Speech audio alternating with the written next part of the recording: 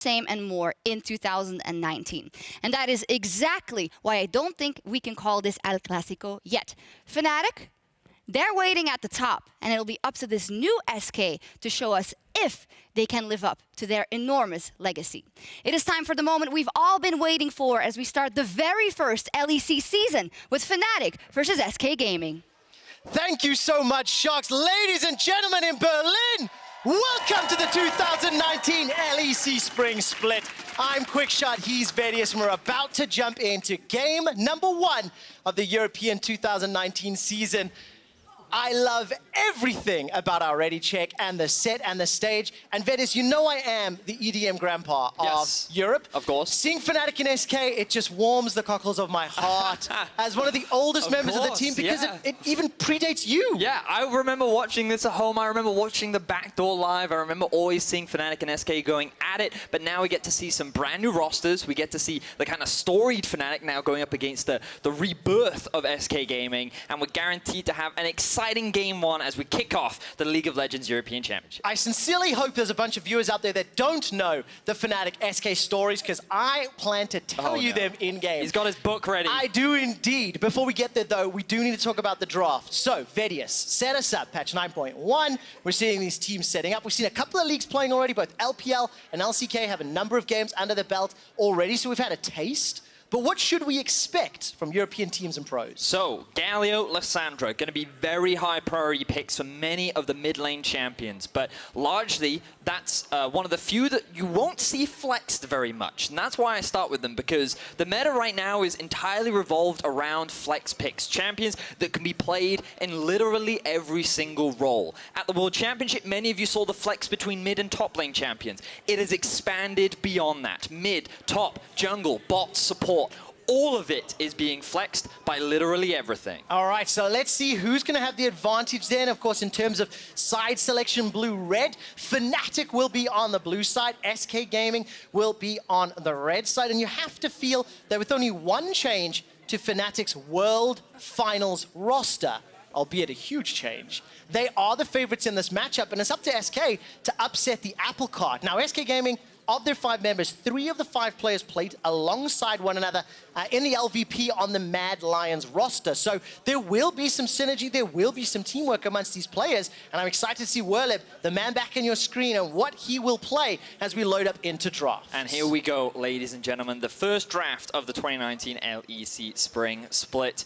Again, we want to draw your attention to things like the flex picks, champions that can move between multiple different roles. What is going to be the main priority for each team? Things like Aurelia, Akali, Cassiopeia, Lucian are all really big picks that should likely be taken off the ban table, or put into the ban table rather, very early on. Well, of course, we've seen that Cassio also played bottom lane a fair amount, so we'll see what direction it goes.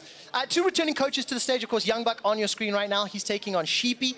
Youngbuck called the 6-star general for the fact that he has 6 EU LCS titles. Now he's looking for his first LEC title. And we load into the 2019 LEC draft. Aurelia, Ezreal, Aatrox, Cassio. So, things like the Camille are still up and available. Galio and Lissandra are still up for grabs as well. Urgot has been another huge pick that many teams across the world love to prioritize. But interestingly, we are seeing a Morgana ban. Usually, across the world, Rakan has been one of the most prioritized champions. Things that provide engage in terms of the support pool. So taking the Morgana away is either a target ban towards Dreams, or is something that Fnatic just don't want to deal with. Is Rakan first pick worthy? Oh, not yet. There is too much left available right now. Remember that the Akali is still up, the Galio is still up. Urgot will be taken away though, and I feel like that with things like Camille still up and available, with the Galio still up, with Lucian still available, it's going to be a very immediate lock-in for Fnatic. It's so exciting to be in a meta where there is such a diversity of champions available to play. and Fnatic will be locking in Lucian. It is Rekkles' Fnatic, especially with Soaz and Caps gone. The Werlyb Jax hover, that is a history and a callback to when he was a one-trick pony. Oh yes, he was. Back in 2016 when I first joined the league broadcast team, he was always playing that Jax, always having a fantastic performance on it, but he's expanded his pool. He's grown since then, and now they're going to shift their focus towards that bot lane. We already talked about the Rakan, it kind of being one of the priority picks. I do feel that you kind of want to pair this up with something like the Galio or the Camille right now, because it facilitates that engage very smoothly, but instead they're going to go for one of the other S-tier jungle picks in Xin Zhao. All right, what do you make of this? It's still a similar vein. They can go in together. There's some synergies between these two. But what does Fnatic have to do to respond, knowing they've already got this hard gauge? Galio's still up if they want to give Nemesis a safe lane, safe type of game. If I was Fnatic, I would look at the Camille-Galio combo right now. I think it offers really strong early rotations, kind of setting up the lanes on both bot and top. It also is a very strong 2 versus 2 mid-jungle duo. And if you've already got yourselves a Lucian, you're effectively grabbing yourselves 3 S-tier picks right from the get-go. All right, let's see what happens. Next hover coming in sooner than later. Of course, Nemesis as well played for Mad Lions, former teammate of 3 members on the opposite side, and of course one of those counters to Rakan, Leona. Now this does surprise me. I thought that they would look to try and grab themselves the jungle pick, get that good synergy setup, but Fnatic are focusing on getting themselves a strong 2 versus 2, and what's stronger than Lucian Leona? This has so much kill pressure, even just from the level 2 mark, and Fnatic are here to make a statement that even though we've lost Caps, we still have Rekkles, we still have one of the best bot lanes in the world. All right, so Lovers duo, Crownshot and Dreams. Xayah Rakan taking on Lucia Leona by Rekkles and Hylissang. You've talked about Camille so much. Vedius, it is not bad. Taken away. So Broxah will have to dig a little bit deeper. Lissandra is the response as well over on the side of Fnatic, targeting Pirean. And we'll need to see how these draft rounds out. What direction do you want to see the teams go? Knowing, of course, SK will have that first pick in Phase 2. Well, SK still need their mid and top lane. And remember, you can flex those both. So that's one of the advantages that they have of being on the red side right now. Fnatic are looking for their top laner, and jungle is what you'd initially expect. And I feel like that if you are SK, you kind of want to prioritize saving your mid counter pick for as long as possible. Get Pirean on something comfortable, make sure that the Galio is going into the mid lane. Things like an Azir and Corki have been shown to be strong counter picks into the Galio in the past and across the world. Alternatively, they could just pick something safe. Oh, as I say that, the Azir immediately gets taken off the board as well. So the number of counter pick options are kind of limited. If they're feeling adventurous, they could go for something like a Jace. Ooh, that would be interesting. We've seen a little bit of that flirted with around the world. Of course, Akali's still open, but less likely to be picked, considering what's on the table. One of those other options that could still flex, the Sion, could go top or mid, pending the rest of Fnatic's drop. So this is exactly a very safe blind pick. As you identified, Quickshot, you can put it in the mid lane. It's perfectly fine against the Galio.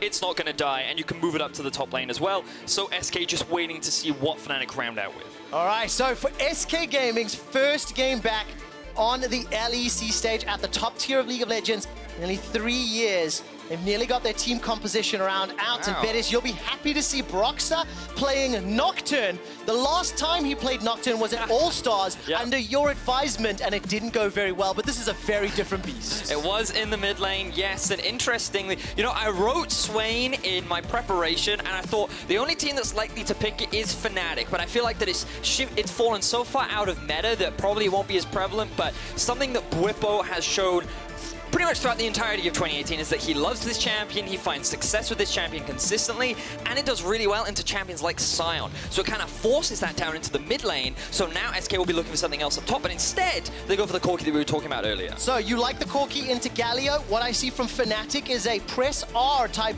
situation, and they go, Corki, Xayah, you should not be here anymore. And if they can pull off that combination, those squishy duo carries could get blown up very, very quickly. So in terms of raw teamfight damage, you just kind of look at Fnatic and you say, okay, they've got a very strong mid-game composition. They have a lot of engage tools, they have a lot of follow-up, and they have a lot of mid-game damage, especially around the 2-item mark. But they also have strong laners across the board. Swain should be able to pressure the Sion pretty effectively in the top lane. The bot lane should create relentless pressure all the time. So Fnatic have themselves 2 winning lanes. It's about how well they can utilize that pressure in the early game. Okay, so expectations should be high though, because this is a team that has shown they can do that. 4 out of 5 players still playing together, and Nemesis on that slightly more supportive mid lane pick for Fnatic will also be able to jump in and try to counter some of that play.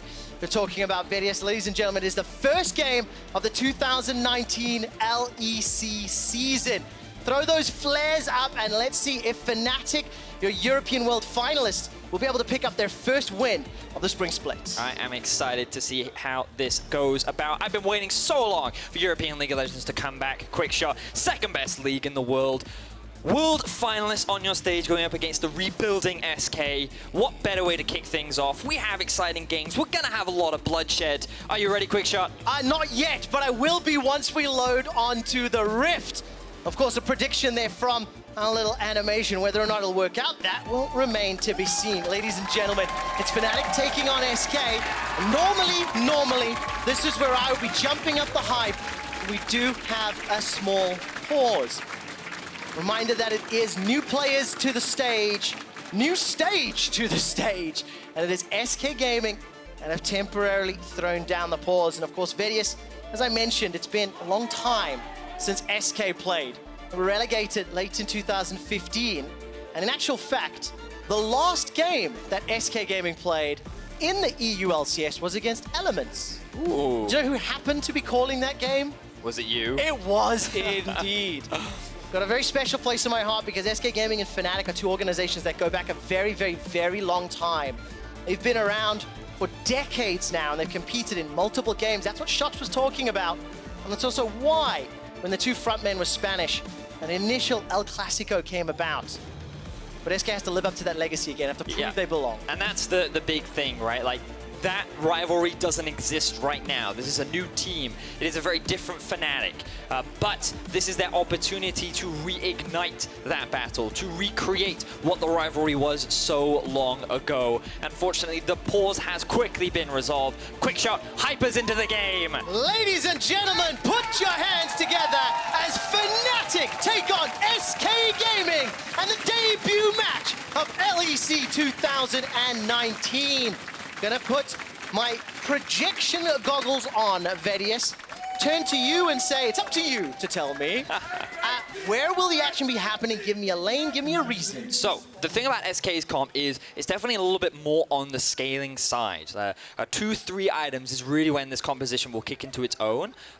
Things like the Corki will be able to pressure out against the Galio. It has a range advantage. He can quite easily bully him out of lane. He has pretty effective wave clear. And also, because of his package, he can offer a little bit of more map pressure and his ability to roam. So he can kind of keep up with Galio much better than many other champions can. And it kind of outscales him a little bit better and later on into the game as well. You will notice he is running the Kleptomancy. Kleptomancy did have a small change recently where once you hit an enemy with an ability, then you can proc the Kleptomancy and get a couple of bonuses for 2 of your next basic auto attacks, which is very easy to get against a melee champion like Galio. Helps a lot, especially in the early levels where Nemesis' Galio is not going to have the same level of wave clear.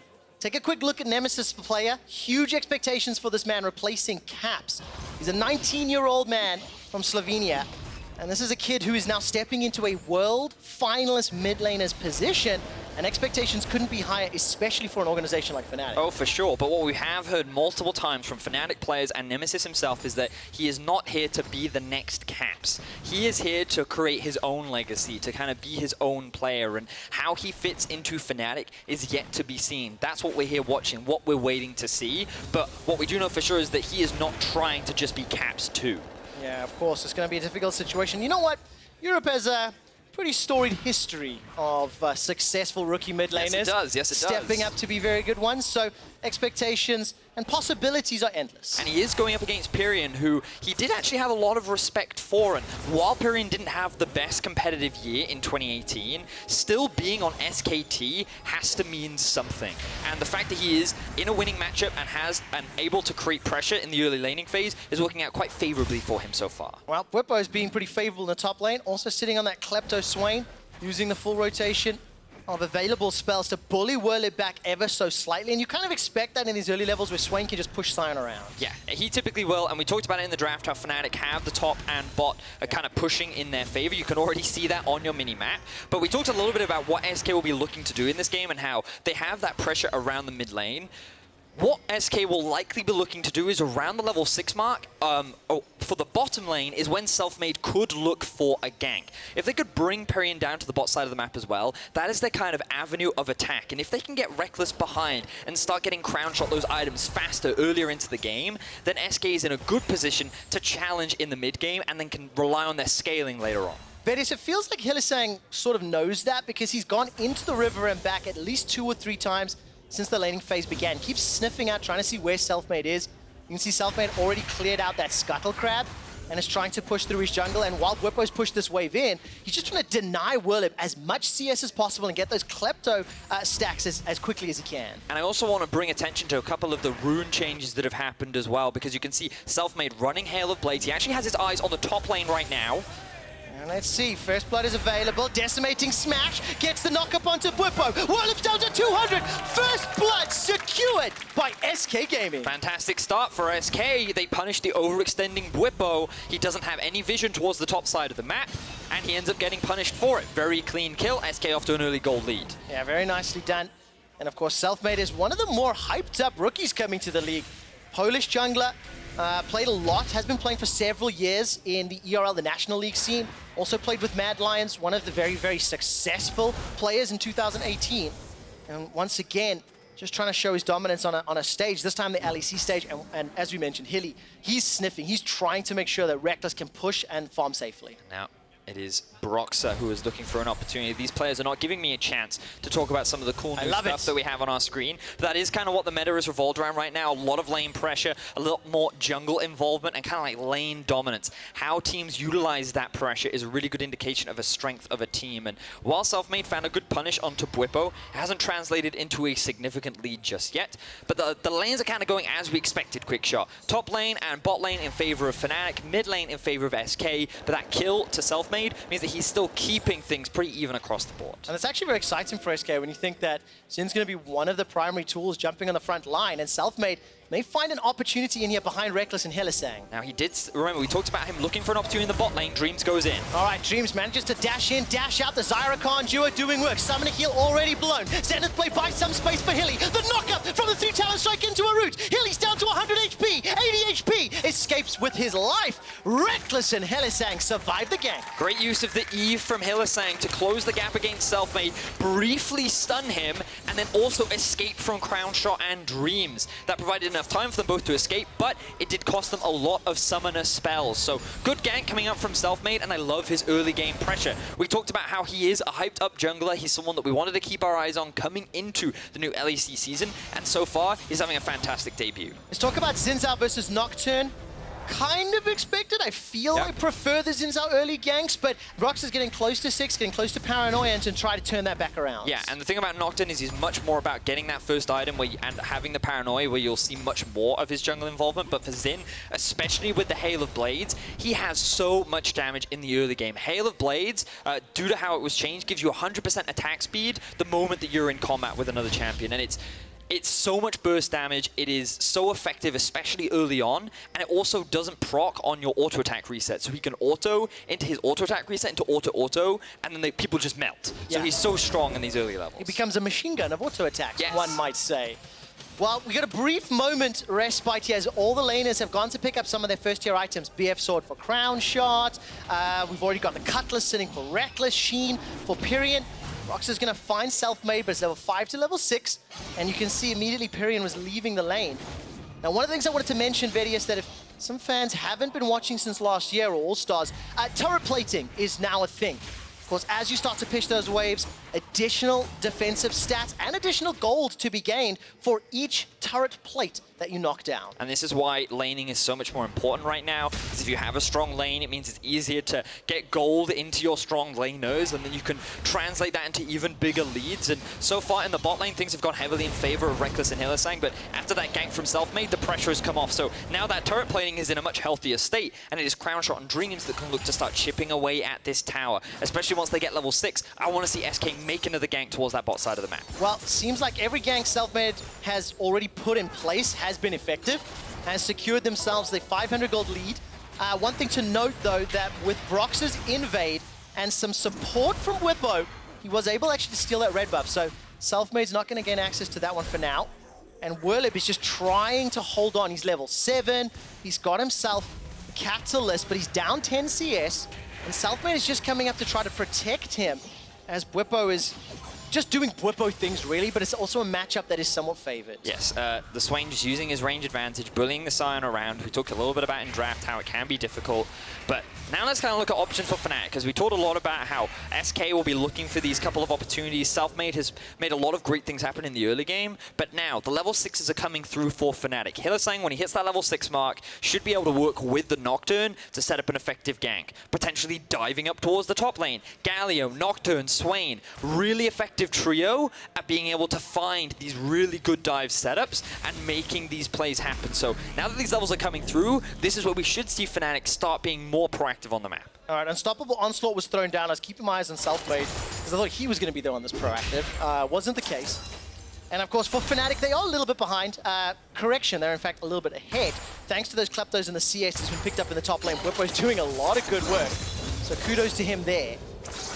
But on a scale of calm to panicked, where would you rank Fnatic and their fans if SK Gaming were to win this match? I wouldn't be panicked at all. I think many Fnatic fans know that early on in the split, Fnatic just lose games. It is a thing that happens to them. And I also think that with the introduction of Nemesis, it will take them time to figure out how to find the most effective strategy to enable this team. And the thing you've got to remember, though, is that with this composition, the pressure kind of falls on Fnatic to be the more proactive team. Remember how we said that SK have much more of a scaling comp? Yeah. Once they get to 3 items, Corki and Xayah will be very obnoxious to deal with. They have a lot of escapes, they have a lot of safety tools, so this dive comp becomes a lot harder to execute, especially when you have this big, beefy front line of the Sion as well. I'm so happy that SK Gaming are stepping up and showing us a competitive debut in LEC, because I have a quick stat for you. Do you know how many days it's been since we've seen SK Gaming on this stage? 1,084. Not bad. 1,274 days. I have some more stats prepared for you, but an initiation is on the cards. Rekkles and Hilly decide to dive in. Hilly's in a little bit of trouble as he takes some autos from Crownshot, and he's able to escape. Only the Summoner Ignite thrown down. Well, once again, 1,274 days since SK Gaming's last match on this stage. They were relegated at the end of 2015. They played 179 games. And this is their first one back, and they are going toe-to-toe the World Championship finalists. I really love the play from Dreams right there. He ulted onto Rekkles, not Hylissang. The follow-up was denied from Fnatic, which meant that Crownshot could reposition. He didn't even have to burn any of his summoner spells. He still has his ultimate available, and they completely dissuaded the 2 versus 2. Now, the problem for SK is that Rekkles was able to pick himself up 2 tower plates, so he's going to get a bit of extra gold in his back pocket, and the bot lane for Fnatic is still going to feel very happy. But what I would have liked to see from Fnatic is more coordination with either Broxah or Nemesis. Work with these semi-globals to be able to set up this play more effectively rather than just trying to win the lane 2v2 by yourself. You have to think, by nearly 12 minutes in game, we haven't seen a single Paranoia or a single Galio ultimate. I start to get nervous because SK still hold on to a very strong position. This time, Werlyb is going to be pushing into Bwipo. He's got that Sion passive to work with, but look at the damage on Selfmade. Bwipo tries to turn this one around. He's got the Demonic Ascension, has the ability to burst. Already used the Ignite and will just push that wave back ever so slightly while that's going on. Hilly and Broxah, they're pushing mid. Now, Hylissang used to do this a lot in the summer split of 2018, where he would group up with Broxah and look for opportunities around the map. It looks like that he actually went towards the mid lane, and now the flash is down, he's looking for another shot. Oh, Pirean's in trouble! The flash engage dodged away from really easily by Pirean. kind of felt like he was on edge, kind of felt like he anticipated, he was ready and he responded. So I wasn't entirely sure how both Nemesis and Pirean burnt their flash prior to that gank, but what we do know is that Pirean showed a lot of respect. He was very aware that his jungler is topside, he has no vision in the river, the enemy support is missing, and that is a lot of restraint being showed by Pirean to not give away that kill. Another failed setup from the side of Fnatic results in SK walking away with their lives. All right, 12.5 minutes in. First big items are now completed. Rod of Ages for Bwipo, Abyssal Mask in the top lane, Hextech Proto Belt for Nemesis' Galio, Trinity Force, the list goes on. Only Rekkles looking to complete their Blade of the Rune King in not too much time. It will take just a few seconds. While that's going on, we've got a small initiation around this blue Sentinel. And Broxah's going to be able to steal away that Scuttle Crab. And I like that you mentioned the Proto Belt. This is something that we're seeing a lot more from Galio mid. Now, he did receive a bunch of changes. His AP scalings went up. He does a lot of damage. And one of the other cool things that mid lane Galio brings is that with a bunch of the rune changes, it means that you now have a lot more stat lines that you get to choose from. So you can fill it more with AP or armor or magic resist. And what most Galios do is they run Aftershock and then they just stack it full of AP. So you still do loads of damage. You're still really tanky, you're really obnoxious, and it kind of means that you can just continue to build more AP while still retaining a lot of that tankiness. And that's, of course, allowing Nemesis the options, but I want to see him use his ultimate. He's down 25 CS in lane. This Corki has just pulled ahead, despite being flashless, also anticipated or was ready for a potential gank. And unfortunately for both of these teams, with the Cloud Drake being the first spawn, it's not the highest priority to risk big engagements around, so neither team has made any real investment or commitment to try to pick that objective up. We've just crossed 14 minutes. We talked about the turret plating earlier. They have now officially expired, so that bonus gold and those bonus defensive stats are no longer available. And if towers start to fall, that can accelerate the tempo of this game. And that's an important point there, Quickshot, because remember, what we said for Fnatic, they have two strong winning lanes, Swain and the Lucian Leona. They wanted to be taking as much of that turret plating and creating as much pressure as possible in the early game to transition into a strong mid game. Now, they're not weak in the mid game. The gold is even, but when you have this scaling SK comp, if they can keep the game going this way, they're in a perfect position. Look at the minimap. Hilly and Broxah are coming to support. Hilly's going to find Selfmade. Fnatic debated SK Gaming. And while the stopwatch was used by Selfmade, kill secured by Broxah. Not done yet. Here comes Pirean. He jumps in with the package. The damage burst is amazing. And Hylissang is down. Sheepy's on his feet celebrating. Broxah gets taken out. Pirean's onto the double kill. He's not done yet. Nemesis forced to use a Justice Punch to run away. A smash knocks Bwipo into the air, and SK Gaming, they get the reply kills after losing the first. And this is what we talked about with the Corki. The package enables you to follow the Galio. You can keep up with him. And with the arrival of Pirean and Dreams, SK turned what was an advantage for Fnatic into a bigger advantage for SK. The tension in Berlin is growing as SK Gaming have a lead against Fnatic. This is not what many fans expected, but boy, oh boy, am I loving this for the start of the season. Look at the mid lane. All right, let's see. Zenith Blade needs to find its target. Crownshot's got flash available. Gonna be able to use the Featherstorm just to jump up and fly away. Crownshot does a good job of escaping the gang. Does go the wrong way round, but you know what? He gets away with his life, so he's going to be pretty happy with that. Meanwhile, Rekkles is left unchallenged on this bot lane tower, but as Werlyb arrives, it should be enough to keep this one alive. But look at the potential dive situation.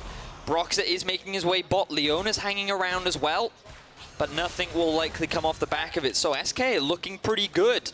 That top lane play, remember that it all started off with Werlyb and Selfmade trying to make a play happen. Fnatic, they read it well. They knew that Selfmade was investing all of his resources into trying to get Werlyb back into the game, keep him alive, kind of shut down this Swain. But they read it, they punished, and now we have the Drake kicking off. All right, Hylissang steps forward. He threatens an engage with the Solar Flare, but SK read the situation well. They've littered the minimap with wards. Look at all of the pings on Broxah and Bwipo near the top quadrants of the map. SK Gaming are working with a lot of information. They got the first blood. They got the first dragon. They got a few turret platings in the mid lane. And while a tower has not yet fallen, SK Gaming are not buckling under any pressure, and they are playing exceptionally well.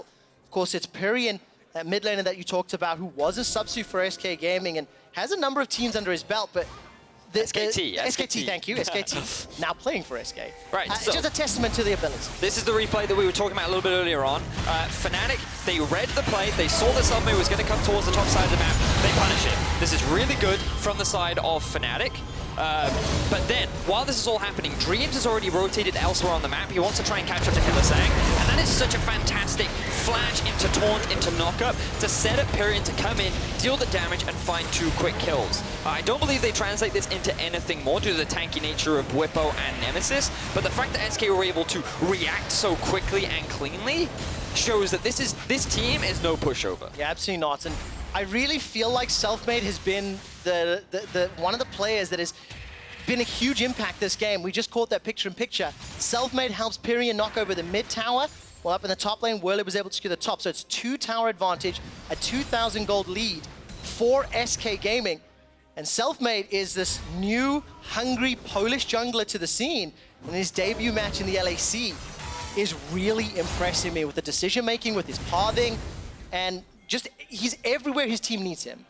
But the big challenge for him will now come into the next set stages of play, because the one thing about Fnatic, and the one thing that has kind of been true for them for a very long time, is that late game team fighting is their baby. It's something that they've owned in Europe for many, many years. And a lot of it comes off the back of the Wonder Boy Rekkles. He is on Lucian, not the strongest late game carry, but it's still enough for him to potentially turn this around as Broxah loses his life. He does indeed. Nemesis comes down with a hero's entrance, but that's going to have to be a heroic defeat. Hylissang may need the solo flare just to buy some time. Crownshot comes in as well, and Hilly goes down. 2 quick kills to SK Gaming. And, you know, I didn't believe it for the longest time, but SK are continuing to pull ahead. SK are continuing to sway my opinion. They may just be able to build up a lead with a good scaling comp to take down Fnatic. And a lot of it just feels like Fnatic are not showing the same coordination that they showed at Worlds, that they showed in summer of 2018. Members are being caught out of position. People are trying to save people that cannot be saved. And let's just look at the whole map right now. You can see that Broxah's trying to clear vision when he doesn't have control over mid. Selfmade and Pirean are able to quickly collapse, but hey, he thinks if I've got the Galio ulti, I'm fine. No, that just baits Nemesis and Hylissang in. But again, they're outnumbered. Swain is still topside, Lucian is in the mid lane, and Fnatic, they just don't seem to be on the same page, whereas SK, they're leveraging that Mad Lion synergy that they have. They're leveraging the fact that 3 of these members have played together for a long time, and they're punishing these small mistakes from Fnatic. And of course, we keep saying this Mad Lion synergy, and it just means they played in a team, but this was a team that won LVP, that won EU Masters, that has plenty of tournaments in their trophy case, and is doing exceptionally well. Now let's take a look at available ultimates as we've gone past the 20-minute mark. Nemesis has got that hero's entrance on cooldown. Baron will be spawning. And SK Gaming have got a very good setup. 2 items power spike completed for pretty much all of their carries. And they're going into this mid-game well. How much of a gold lead does there need to be for SK for you to feel extremely comfortable that their composition and the gold lead is enough to take down Fnatic? The moment that 3rd item comes through is when I think that SK are primed and ready to win the game. But until that happens, Fnatic still have opportunities. It's just about finding those picks right now. There are a lot of pick power on the Fnatic side with the Leona, with the Nocturne, but SK are doing a great job of just grouping up. Take a look at that. Dream stepping all the way forward. Hylissang's in trouble. The Zenith Blade does nothing. Goes golden with a stopwatch. Now all of a sudden, SK Gaming are on the retreat. Werlyb is being in trouble by Bwipo. The top lane. The burst damage. Not enough to kill Dream. Summon a heal. Keeps him alive. Fnatic turned that around, but it was the usage of stopwatch in the item pool for Hilly. It's now broken. He won't have that again. So you can see that Fnatic are not completely out of this yet. Good Galio ulti from Nemesis to provide a little bit more defense there for Hylissang. Push SK back. But then the moment a lot of the engage tools from SK were gone, they didn't have a front line to play around anymore. Werlyb was not in a position to just keep up. I mean, he wasn't even involved in the fight. He didn't choose to TP in, which meant the Fnatic could look for the re-engage with the Nocturne. And I don't think that the ult was the best decision. It cost Broxah his flash, which is a very valuable skill when you are playing this Nocturne champion, and he isn't able to find a kill off the back of it either. So it was a very high risk for probably not the greatest of rewards. Especially just before Mountain Drake as well. So this will be an easy objective secured by SK Gaming. They've already got themselves that 3,000 gold lead, 3 towers to 0. They've got their 2nd Drake of the game. The Mountain's going to help them out. There is one small factor because Fnatic have got this like pick composition, if they can take down Pirean or Crownshot, that's an 800 gold and a 450 gold bounty. That is relatively easy to secure if they can pull off the dive combination correctly. While they do have a lot of pick power, they also have a lot of team fight power. The problem is when you kind of compare the two team fight comps, look how much disengage is available on SK. You have Dreams, who can dive in, use his charm, ulti everyone up, and the rest of SK can disengage. You have the Xayah ultimates. You have Pirean and his W with the package as well. You also have the knockback from Selfmade's ultimate. So while Fnatic have a lot of strong engage tools, SK can just stop them from finding that perfect engage. All right, Rift Herald was used in the mid lane. Tower's already secured. Hylissang throws down the flare. Sitting on the back end is going to be the engage on Bwipo. He completes the teleport, but Dreams goes down. That's so far 1-for-1, support for support. The damage dealers need to be killed though. Broxah's taken out by Selfmade as he's on the retreat. Bwipo's looking for another kill. It's a 1-for-2 in favor of SK Gaming. And ladies and gentlemen, we have a dramatic pause as SK maintain control here in Europe. But when we get that replay back, I really want to bring attention to how well Bwipo played that fight. The flank that he found, the amount of damage that he was dishing with the Swain, just goes to show how strong this team fight can be from the side of Fnatic if they find the perfect opportunity to set it up. But with all these disengaged tools, it was incredibly difficult to lock everyone down. And while I praise Bwipo, Werlyb was doing the same thing. Bwipo was diving onto the backline, and then Werlyb just goes, no, Rekkles, you will stay here, we will play together, and then once my team is safe, then you are allowed to play League of Legends again. But he did such a great job of just stopping him from getting involved in the fight, which means that a lot of the damage, a lot of the follow-up just disappeared for Fnatic. Just a beautiful start to the season. And while we continue to investigate the reason for the pause, we do actually have a replay of that final team fight. So if I can ask production to bring that up, we'll take a look at exactly those plays that help define what you described, Vedius, and draw the viewer's attention to specifically what Bwipo and Werlyb did that you really like. So the engage starts from Hylissang, but look at how early the TP is coming in from Bwipo. Fnatic know they want to start this fight, but keep your eyes on what Werlyb is doing on the front line. He is just trying to zone the members away. He wants to keep Rekkles out of the fight. And if Bwipo had just had that extra bit of damage, this could have been a huge team fight win for Fnatic. Bwipo and Rekkles would have been more than enough to just melt through that backline, but Werlyb did a great job of just zoning Rekkles away, preventing Nemesis from getting that extra bit of CC in, and it was just the two top laners just trying to do exactly what they can to try and win their team the fight. Well, unfortunately, it was not for Fnatic. SK Gaming continue to pull ahead. Just a quick reminder for you guys, obviously we have 4 more games after this one today, but tomorrow is the LEC's match of the week. It will be Fnatic taking on Origen. This is a legacy match of organizations that predates League of Legends, and Fnatic versus Origen is a matchup that back in the day was the best EULCS final that ever existed. Let's see if Origen can live up to the pressure when they set up on stage. But let's turn our attention back to this game. What does SK Gaming have to do to extend this lead further? We know that Fnatic have to find a pick, slow this tempo down. But how do SK prevent it? Is it barren? The thing about SK's comp is, remember, I'm going to keep reinforcing this, they have the scaling. Sion is only going to get tankier. He is only going to get more obnoxious for Swain to try and kill later into the game. At 3 items, which the Corki is very close to reaching, he has too much damage, just too much.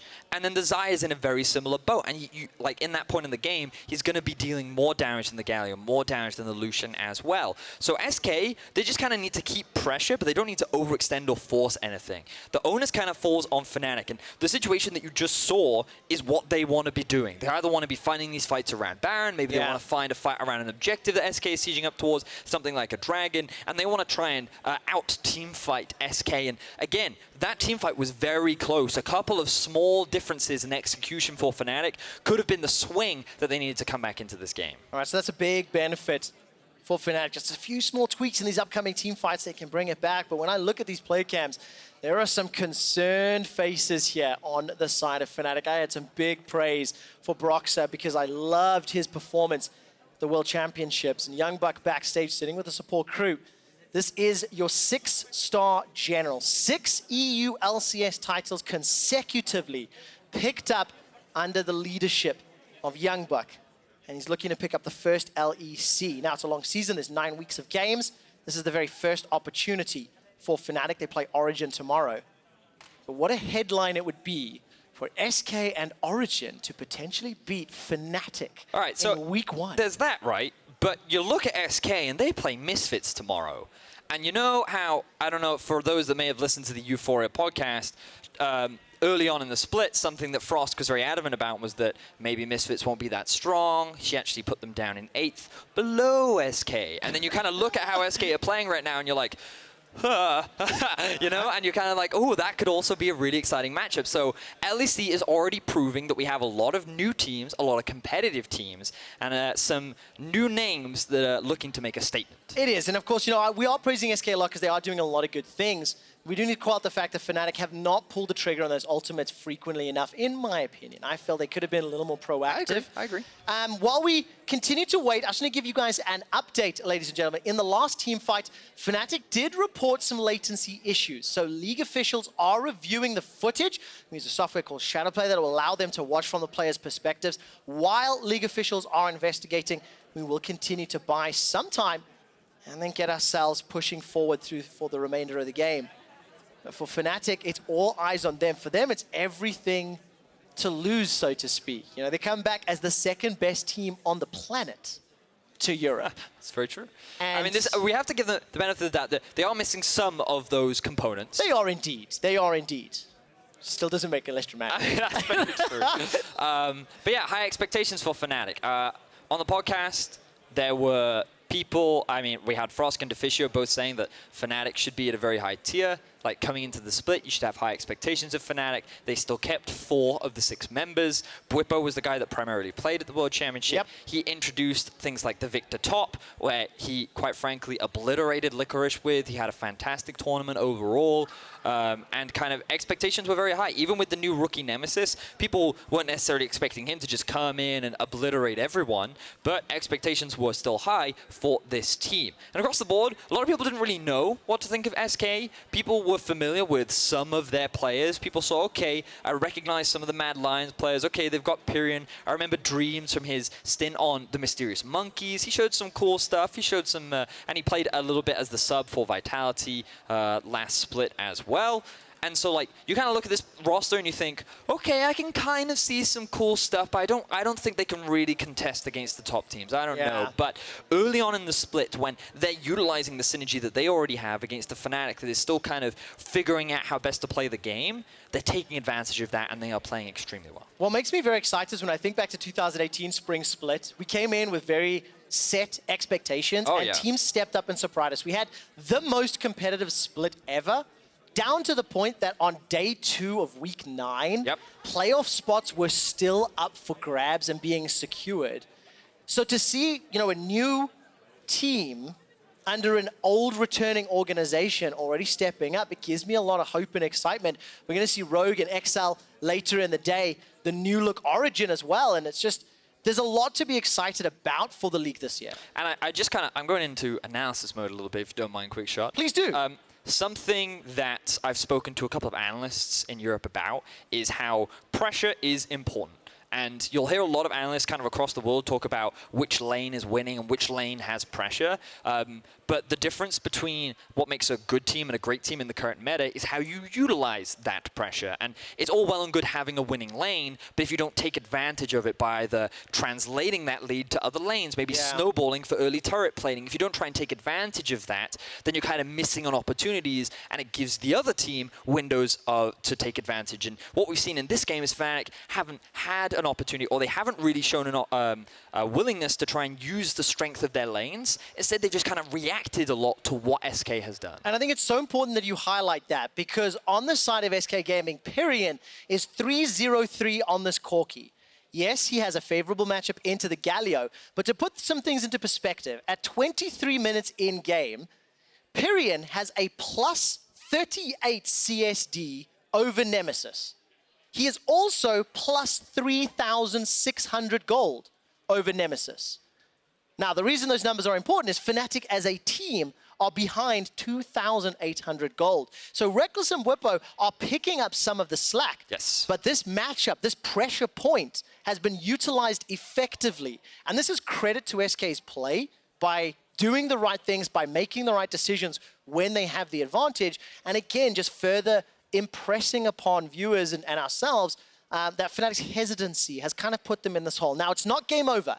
No, it's not. It is absolutely not. It's far from it. We still need a few more objectives to happen. To close a game, right? Yes. And that's another big thing. And you know, it's one thing to get a lead. It's another thing to then turn that into an actual victory and taking down the Nexus. And we saw in that last fight what Bwipo can do. This guy has a lot of damage on the Swain. He's very proficient at the champion. And I love the way in which Fnatic actually set up the team fight. The early teleport into the engage from Hylissang. The coordination in terms of actually fighting is still there for Fnatic. The core essence that got them to the World Finals still exists. And I think this is going to be a replay. We have resumed. We are back in game. Vedius, our computers have been disconnected. Right. That's why we're both confused right now. Sorry. And of course, as we are back into game, ladies and gentlemen, thank you very much for bearing with us through that review. As we have continued to jump into the game, and we'll take stock of the situation. SK Gaming, 7 kills to 2, 2 dragons to 0, and they are up 3,000 gold. Importantly, they are 4 towers to 1. So now we'll see Fnatic investing a lot more vision around the Baron area. Not that they're expecting SK to suddenly rush it down, but this is going to be the big point of contention over the next few minutes. Baron, on the current patch, makes it very easy for teams to just end the game. It is at the 25-minute mark. Cannon minions start spawning on every single wave. And so if you pair that up with a Baron at 25 minutes, you can just imagine how strong that siege becomes, especially with things like a Corki and like a Sion. And one of the big things that you said for me to look for earlier, Vedius, was the 3-item spike. Pirean has got himself the Storm Razors, Rapid Fire Cannon, and that Trinity Force already completed, and Crownshot's working towards that Infinity Edge. So very, very high amounts of damage to be put out. Also, summoner spells. There's no flashes yet, so you have to feel SK Gaming will probably wait for Pirean and Crownshot to get their flashes back before setting up for big plays. But they're fine for that. They're comfortable. Obviously, we have resumed just before we continue to look at the game. After reviewing the shadow play, League officials have not been able to confirm reports of any latency and have made the call, decided that we will continue to play through, hence the resolution of the game. And hence the fact that Fnatic are still trying to find their way back in. So, again, for them right now, it's about maintaining vision control, looking for a pick, waiting for SK to make that mistake. Remember, closing the game is still very different from holding onto a lead, and the lead isn't so insurmountable that Fnatic can't come back just yet.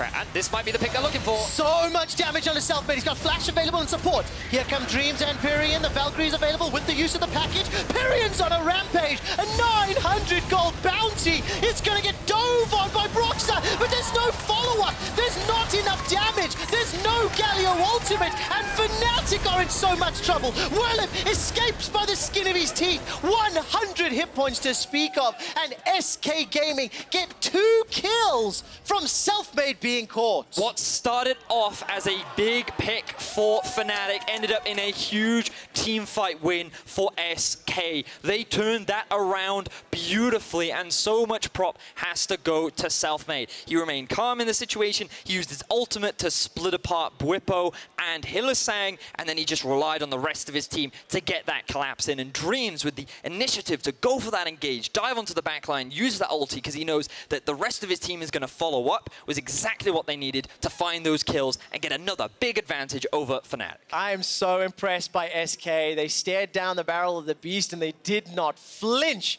Exceptional play from the squad.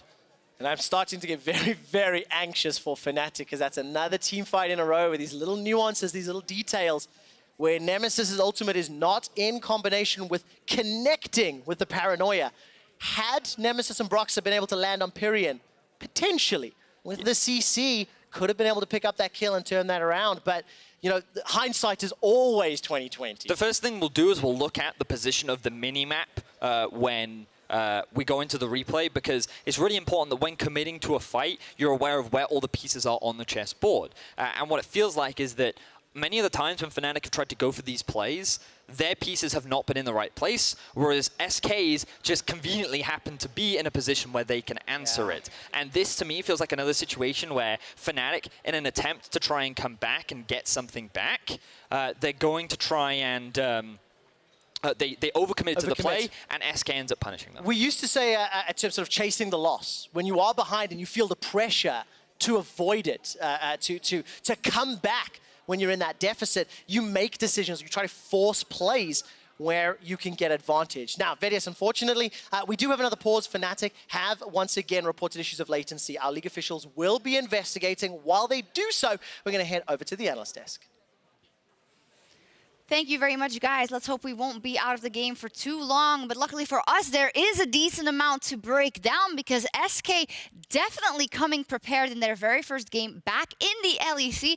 And at this point, quite massively ahead of Fnatic. How did that happen? I mean, for me, it has to start with Selfmade. Now, you heard Trevor and Andrew talking about Selfmade on the cast. You saw a couple of his early ganks. I just have to reinforce this. This is my jungler to watch. This guy is so good. And I think one of the reasons why Nemesis has so much hype around him and why the Mad Lions were kind of, you know, the baby step into the LEC, if you will, at this point, was because of Selfmade. And he's not just a mechanically strong jungler, he's a very intelligent jungler. I think you can even have seen it when he was in the European Masters, right? His Taliyah play there was impeccable. When he was in the LVP playing for Mad Lions, he did an incredible job. And it's the reason a lot of people see the LVP as like one league below the LEC.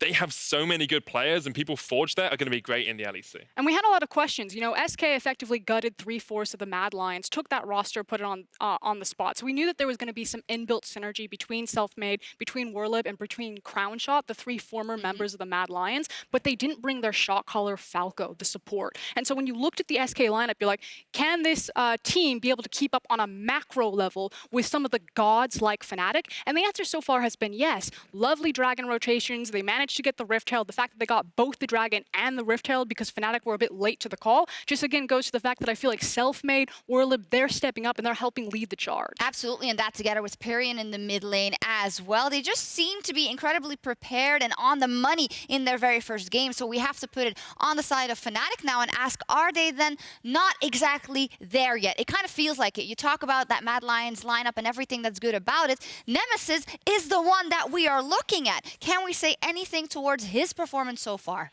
I think the big thing for me with Nemesis is that he never wanted to be new caps. He never wanted to be the 0 to 100 mid laner who would 1v1 his opponent. He always said he was going to be this guy that would play a little bit safer, that would never lose his lane, but never really win his lane as well. And you saw that in this game. 38 CS behind on the Corki Galio matchup. He just wasn't able to make an impact. So Fraz, do you think that this is a stylistic change that it's just going to take time for the whole of Fnatic to deal with? Of course, no man overboard. They have not lost this game yet, but SK is very well in the game. Yeah, let's be clear that with Fnatic's composition, it's just a single team fight before things are right back around. And when you do have that veteran experience, their ability to eat up so much on the map on any victory they get, mean that Fnatic aren't out by any stretch of the imagination. As far as Nemesis is concerned, when I watched him in the Spanish league, I noticed that he was very good at playing around his jungler. Now, of course, his jungler was Selfmade, who he's now playing across from. So he should feel very familiar with that. But with Broxah, I kind of expected the dynamic to be for Broxah to be that hard carry, which on a pick like Nocturne he can, but he doesn't have the same early game pressure as we saw at Worlds with Lissandra. So for this iteration of Fnatic to be successful, I'm going to expect Nemesis to be that more backing up his jungler, Broxah to be a carry, and then playing around the top side of the map before they go down and pick up Rekkles and Hilly for more of that big Fnatic team fighting. And I think the problem with playing around the top side of the map for the moment is Bwipo is overextending like a madman in that lane. Got ganked by Selfmade twice because he was just well out of position, gave up first blood as well. You can tell they lack a little bit of the experience that Soaz would have had, where he knew when to step back, he knew when to give up a little bit of CS. Bwipo just pushing too far forward gave Selfmade and SK the lead they needed. We just caught it there that he's definitely talking to the team. He seems to be pumping them up and seems to be just amped up. And I mean, maybe it's getting in his head as well because now he is that sole top laner for Fnatic. This is not a situation he's been in before, and the whole team is seemingly having to adjust. I mean, Bwipo always said that he wants to play in the games that matter. He went to the World Championship. He got to play 2 of those games. This one matters right now. This one does matter right now. But that said, I know a lot of fans, you see a name like Fnatic, you're like, this organization can just print championships. It just carves out superstars. And Bwipo will be a superstar. His rookie year was undoubtedly incredible, but there's going to be some teething pains. They lost Soaz and Caps. That's a huge loss, even when you do have young talents like Bwipo and Nemesis behind them. Yeah, and the thing about superstars is that there's always one waiting in the wings, and some of those may be on this SK Gaming lineup. And you guys already talked about Selfmade, but Frosk, break it down for me. How did he step into this game in the early and the mid game? He really stamped his authority on this one. Now, to be fair, he was always going to have the edge in the matchup, especially for the early games, because it was a Xin Zhao versus Nocturne. Now, it was, I believe, believe, 2 or 3 early ganks that Selfmade got up. This was an issue with Bwipo being overextended, maybe some calm breaks down. I don't want to just put that one on Bwipo. Broxah could have been on the other side of the map, but then it just doubled down as Selfmade continued to lead to the charge. And you continue to see Fnatic kind of make a few mistakes in their team fighting as well. You have this ability to dive onto the backline. You're not teaming it up with the Galio ult. Those should be combined for you to be able to win out these team fights. To be fair to Fnatic, though, at this point you have a 3-item Corki, you're in a tiny choke point, and what is Rekkles supposed to do on such a short-range champion like Lucian? Yeah, his ability to skate around team fights, but he's only got one choke point to try to skate forward into, and you're looking at a Corki, at a Rakan. It's just so hard to dive into that backline. Fnatic put so much impetus on that first pick Lucian, though. Like, they gave up the ability to first pick something like the Galio. The Lissandra was available as well. They could have gone for a jungler. Yes, he's a power pick. Yes, he's very strong, but I haven't seen enough from Rekkles or from Fnatic around that bottom lane to justify it. Which is why I actually think the crux of kind of how this champion select broke down was in the second ban phase when Lissandra and Azir were banned by Fnatic as opposed to the Corki. Now, Corki's an old school, I'm not going to call it a direct counter in a Galio, but usually an answer to Galio. He can match a lot of that side roam pressure. He's going to hyperscale into the late game. He can bully the Galio out a little bit, match him maybe for some of the wave clear. And I think that's kind of where these issues are coming into play because Nemesis is just unable to get away from Corki and start using that ultimate. Because it's what? Past 15 minutes in the game, and we really have only seen one Galio ultimate with the Nocturne. Yeah, I do think that in the replay we saw there, Fnatic is trying to push still. They are trying to put it back in their favor. They are trying to keep fighting. Is that what they should do? Or do they have to chill for just a minute until it's their time? I honestly think they fall behind as the game goes on and on. You've got Xayah, who I think is stronger than Lucian in the late game. You've got the Corki that we talked about, 3-4 items. That Corki is going to do a huge amount of work. With a Leona, with a Lucian, with a Nocturne, you need to be getting these early fights and these early kills. Otherwise, you're just going to fall too far behind. I think it's about picking and curating your fights. And with Fnatic's composition, they have so many tools to do that. With the Paranoia, with the Solar Eclipse, with the Cannonball comp from Galio, it's very easy for them that once they see one member out of position, they can immediately blow up the fight. But I think the vision changes to the game really impact them here. You're not allowed to carry as many pink wards. Once you lose vision, it's very hard to get that back. And I think that is kind of bleeding in a little bit into their ability to have an open map and find these crucial picks that they need. But so far, Fnatic, Bwipo did a really good job in the first team fight with the Rift Herald getting that massive flank, but the second team fight was just a bad fight to take. Yeah, so a couple of things I'll have to clean up if we go back into this game. For those of you just joining us, we are right in the middle of Game 1, Fnatic versus SK Gaming, but there is a pause from Fnatic. Fnatic have reported latency issues to League officials, and they are currently investigating. So hopefully we can get the game back underway in just a little bit. So as said, if you haven't seen the game up until now, SK is quite frankly smashing Fnatic and surprising many people. I think smashing strong is fair. language. I think smashing is fair. Fnatic have got like 2 or 3 kills in the game. They lost Double Dragon early on. They lost Rift Herald as well. Like, you're coming into El Clasico. You're the first game of the LEC. Fnatic are getting smashed right now. Okay, I totally understand where you're coming from, but I'm just looking at like a huge bounty on Corki because he's been sitting there picking up the kills on the farm. We haven't seen the bounty system. You know, I don't think it's necessarily good enough that when this game gets snowballed out of control that like the bounty system's going to be what evens the tides. Hey, who knows? But again, it's a single team fight, and Fnatic are in a team fight oriented composition in a play style that really suits them. So right now looks really disastrous, but because it's Fnatic, you're just sitting there like, they can definitely come back. Until that Nexus is done. Yeah, unless it's IG in the final, they can definitely bounce back. Remind me of that game, Sjokz. No, why would you do that to me? Listen, I was trying to keep it controlled, but we've been talking for a while. Sometimes one of those burns just slips out. No, but the point that I'm getting at is they did get to the final of that World Championship with 4 out of the 5 people that are still on that stage right now. So in some way, this this time hopefully has helped them. So when they get back in the game, they can redirect their goals. But I don't think that means that it's the same Fnatic, and that's a fairly obvious thing to say when you're missing Zoas and Caps. But I think fans are still underestimating how important Caps was to the success of Fnatic. A lot of things started with him, especially at that World Championship. It was Broxah and it was Caps really that were just stepping up. Rekkles had a couple of his good plays, but usually it's, wait for the 5v5. We know our ADC is a great team fighter, but it's about these 2 superstars in the mid jungle that are going to take off for us. And now that that dynamic's been changed, again, you kind of have to reinvent the wheel. Yeah, but absolutely so. It is so easy to say, well, they were the champions, they will be it again. Surely that isn't the biggest difference, but it is a huge difference when you put that rookie in the mid lane now in that experienced lineup who has given a bit of a different style than Caps. And all of a sudden, you have to change the communication. You have to change the way you do that first gank. You have to change everything.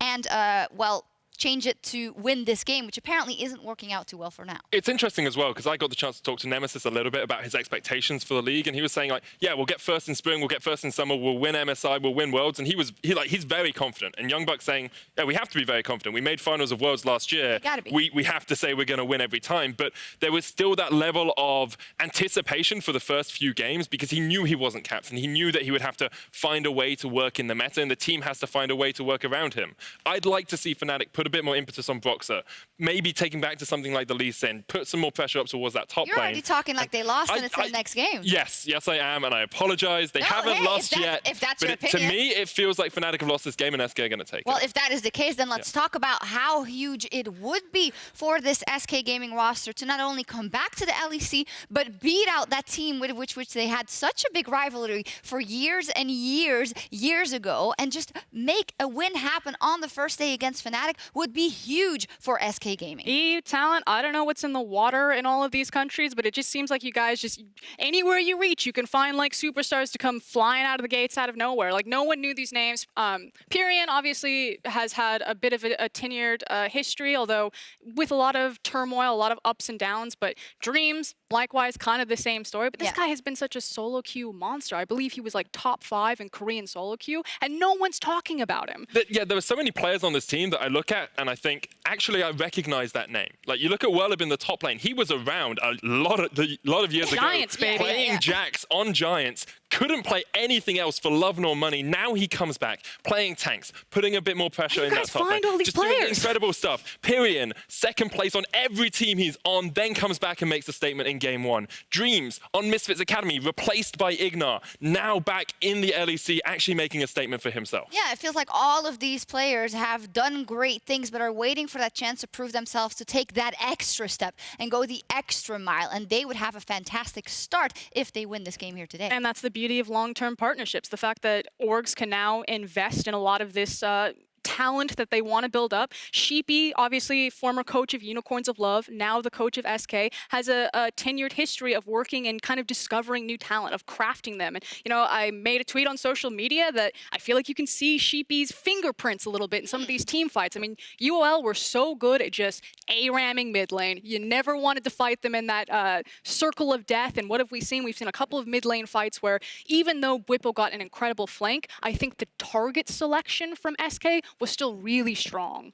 I do believe we're going to get an update in just a second. Please be good news. Yes, I don't know. Let's see. So in game 1, Fnatic paused the game, reporting latency issues to league officials. Now, after reviewing the shadow play and discussing with the teams, officials have determined this game will be remade and played on a different Good news for competitive Fnatic. server. We are now in the process of changing the competitive server the game is played on, and we will restart the game once players are ready. You will apologize, Medic, for that little my quip, apology. My because apologies. It is not a fun situation to be in if this No, is of course your not. first game to play on stage, both for Fnatic and for SK Gaming. Of course, yeah, and I apologize for that statement. I shouldn't have said it. I think you have to just try and reset here mentally, right? Sheepy has a lot of experience. I'm sure he'll talk to SK and say, look, guys, we just have to reset. We played incredibly well in the first part of the match. Now we can come in, just go into the remade game as well. Fnatic, they need to reevaluate exactly how they played that game and reset, come into this one with a fresh mindset. There are new push- picks and bans as well. Okay, I'm going to push back a little bit. I think that I mean, obviously it sucks. You never want to have a remake. But I think that both teams can actually stick with the same strategy and just try to run it back. I don't think that there was anything really inherently wrong or huge glaring errors in either draft strategy. I liked what Fnatic were putting together with their playstyle. I liked the emphasis on Lucian. You still have the Swedish superstar ADC. Give him one of the best marksmen that's been pretty much permabanned in LCK and LPL. And it felt like SK were just kind of matching toe for toe and trying to find the counter picks were available. Definitely so. We won't beat around the bush. This sucks for us, but of course for the players on the Rift right now or who are just going to remake. So hopefully they can keep their heads in the games, because this is just part of all of it. They have to, in a couple of minutes, have that new strategy, get those same or new picks and bans, and make sure that they start off at the same foot for SK Gaming then, especially because that's where it's gonna hurt for them. They have to get that same activity on the Rift from minute 1. And it has to be Selfmade again. He was the catalyst. He was the spark that lit the fire under SK in this game. If he can do that again, give him another early jungler, give him someone he can be aggressive on, it could work out well for SK. And that's what I want to focus the audience's attention to. It's kind of now reevaluating where we saw these teams put their priorities for the draft phase. So for Fnatic, it was that priority pick of the Lucian, put it in the Rekkles basket. The fact that they got the counter pick of the support, the Leona into the Rakan, a very well-known counter maneuver there. So I think that if they want to stay there, maybe Broxah takes a bit more of an early aggressive jungler, starts feeding more into that lane, or maybe they decide that, okay, Bwipo's the guy we want to go for. He obviously wants to play very aggressive, so let's give him a bit more safety, a bit more attention. Whereas on the other side, SK were all about their jungler. You know, it was a very early rotation of the Zenzal. They had the Rakan, so obviously looking for those engages and looking for that very early skirmish potential on the map. Werlyb seems to be, you're still pretty happy. Yeah. They're down to get back on the Rift and hopefully play an as good of a game. So that's not looking forward. We have to leave it there for a second when it comes to this game. But I think to me it immediately proves that all those power rankings and all the expectations you have, they might not necessarily ring through when it comes to playing your first game on stage. Oh, definitely. I think like you have to remember for a lot of these players, it is the first game on the LEC stage, especially for someone like Nemesis. He's really just trying to understand, you know, how you deal with the lights, how you deal with the pressure in the moment. There's so much pressure put on you to open in El Clasico up against a team that's just come up into the league. And as far as for us, ladies and gentlemen, we are, of course, filling a little bit of time because we want to give the teams the necessary time to reset. So let's take a look at the schedule to know what after this game is also coming up and what we have in store for you. Like, when you see what is possible in this first game already and how expectations can be turned on their heads, are we feeling a bit less clear about our predictions? I don't know if you had an upset predicted today. I did not have an upset predicted today. I was going to pick XL over Splice, but I think that one's pretty close either way. I ended up picking Splice. I picked XL. I was going to say, good things. It's almost kind of like, how dare us even think that, you know, we couldn't define what an upset was going to be. Yeah. We came in thinking, like, we know exactly who's going to win, we know who the clear favorites are, and then SK have thrown that entire script out the window in Game 1. I'm really excited for Game 4 and Game 5 now. Like, Misfits, this super team, I know you put them 8th in your power ranking. Okay, it sounds I'm a lot putting it there. better I'm putting when you it there. say C tier. I mean, you put them 8th, right? Like, Rogue I could put come SK out above swinging. him. You did, and SK are winning against, were winning against Fnatic. Now, like, maybe Misfits lose to Rogue. Maybe Origen can take down G2. Like, there's a lot of different opportunities here for these teams to show their stuff on day one. Yeah, absolutely. So we have a bit of a talk show going on right here. So our next topic is the match of the day, and that will be going on later tonight as Origen returns to the league with a matchup against the 4-time champions G2 Esports. I mean, where do you even want to cut into this one? I think whenever you see a lineup like the G2 one, everyone wants to beat them. Because they have so many big names, they have so many star players. If you have the luxury to move one of the best mid laners in EU history to AD carry to make room for caps, you have too many damn good players. I'm gonna imagine that there's gonna be a lot of teams having a lot of excuses as why they lost to us, but at the end of the day, they lost to us. G2 is definitely the villain. That just comes with the G2 aura. So it's gonna be fun to see Origen back. The way they left LCS was like really sad. So it's gonna be very hyped to play against them and see if they can reach their old form as second place, right? I think people are underestimating us. I'm pretty sure like 99% of the audience is going to be rooting for us. And Ming is running for his life. Left B's down. Origen are down. And G2 Ace Royal never give up. People have no idea what they're gonna get hit by. A lot of teams and players are just scared, honestly. Scared of what this team could be. Scared of our individual skill, of what they can't beat. On Perks' side, he might have like that drive to prove that I made the wrong choice, that I left him. I'm gonna smash Meaty so hard. I'm gonna send him back to America. He needs to know who was the boss in the 2 years they played together. For Europe, G2 is the super team here. Super teams can go down and they will go down. I think once we see ourselves in playoffs and on the international stage, people are gonna remember those words and they're gonna remember that we're not just like another team in EU. We are the team. I'm not your enemy.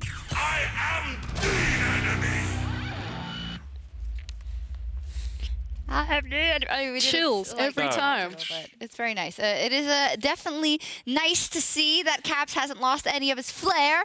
Perks neither. I mean, this is it. They made a huge gamble in the offseason. You could call it a gamble. You could call it a very, you know, 4D chess. Intelligent move, 4D chess. But the truth of the matter is we don't know. So what do you guys expect is going to happen with Perks in that AD carry role in the first game? In the first game, I think he's going to lose to Patrick. I think Patrick will demolish him in lane. I think there'll be a 20 CS differential, assuming it's an even matchup, and Patrick and Mithy are going to win that lane. Good sir, but there's not just one player playing down there. It's not like it's just Patrick and Mithy. Okay, but you missed a name in there.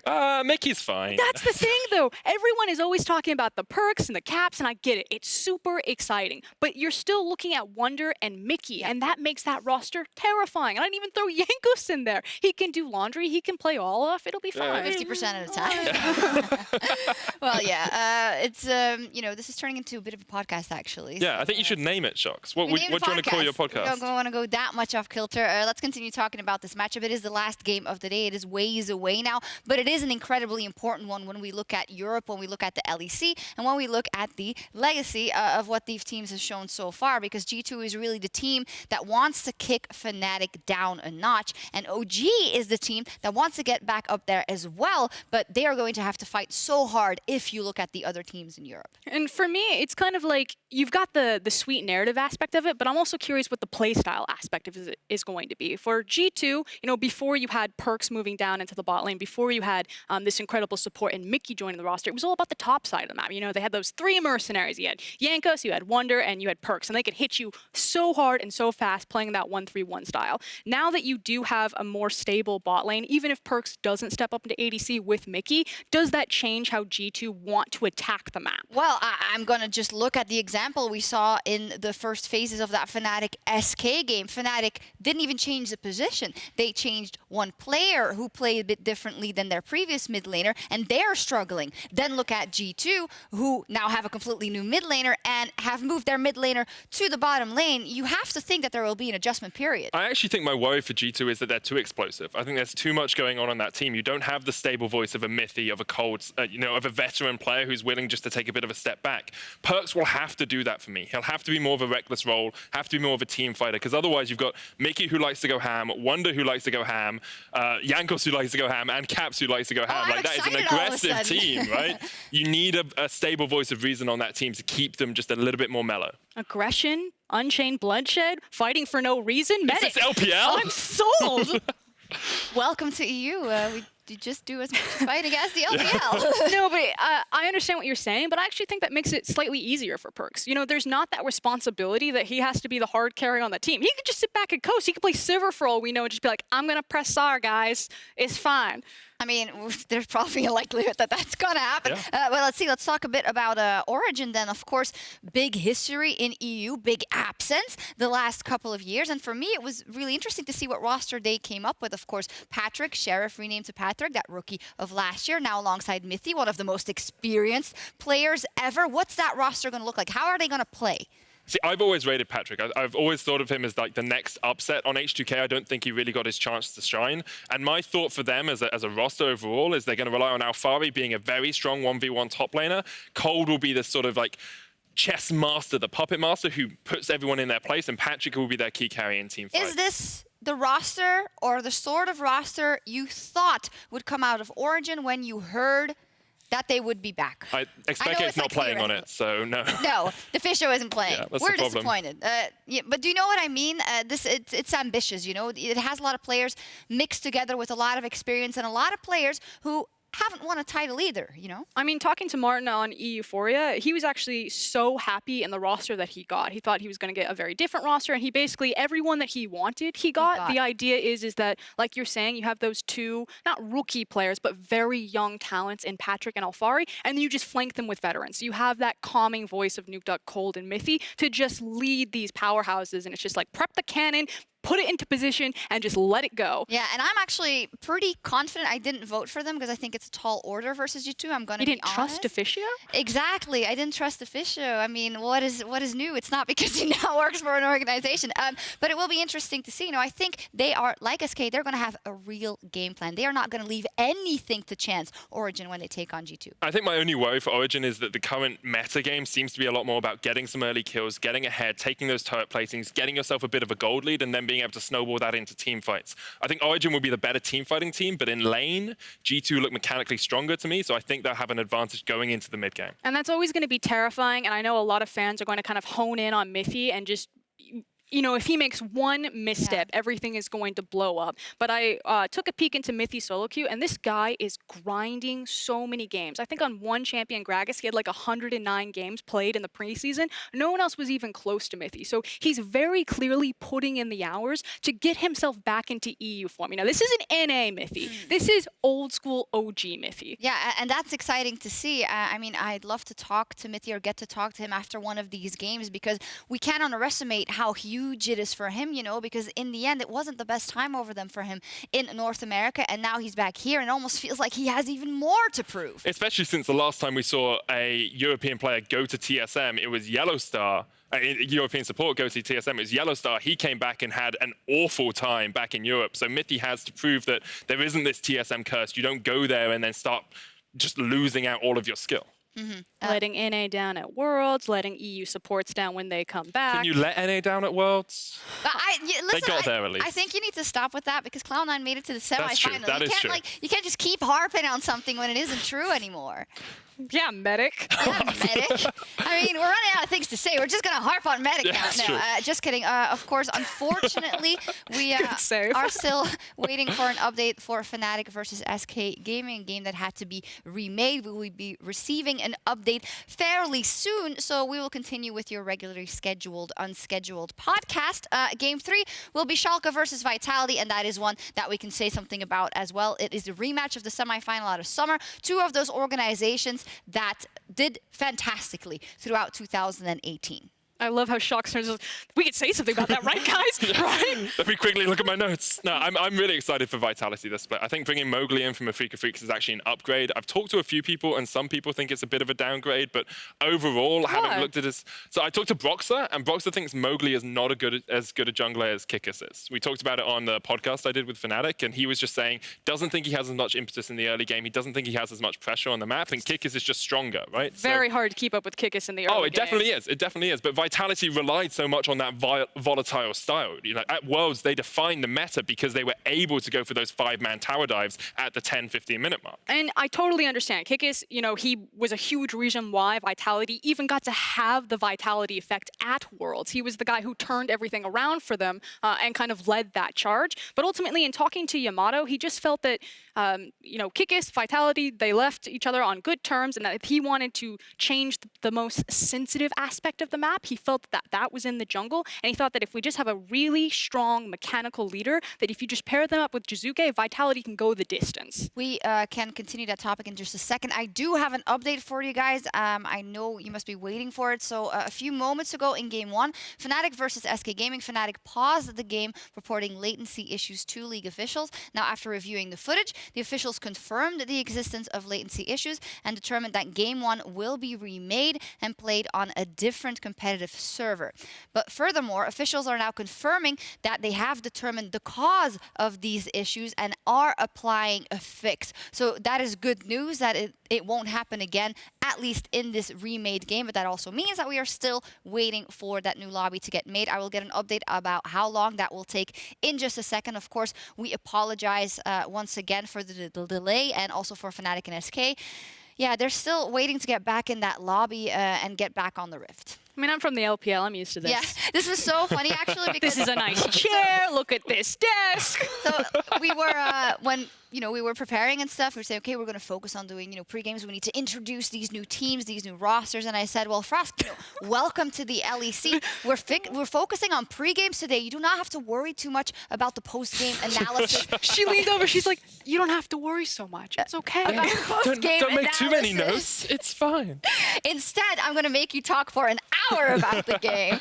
No, well, it is what it is. Unfortunately, we are not trying to make light of the situation. Of course, we are just trying to wait for the information that is being given to us, and hopefully giving you some interesting content. I wish we had some kind of a thing where people could ask us questions, but we were talking about Vitality versus Schalke, and well, for Vitality, I think it's kind of difficult because they did so well last year, and we knew that their roster would be explosive, but nobody could predict how big Attila and Jizuke would explode on that Rift and how good they would do at Worlds. So, I'd be a bit scared if I was a Vitality fan, because you have to do better this year. For me, they have to be a tier title contender. But I think it's very clear to Vitality and their fans kind of what needs to change now, and it's consistency. Yeah. You already know that you have the potential to hit that ceiling, so now they just need to make sure that they're hitting it every single time.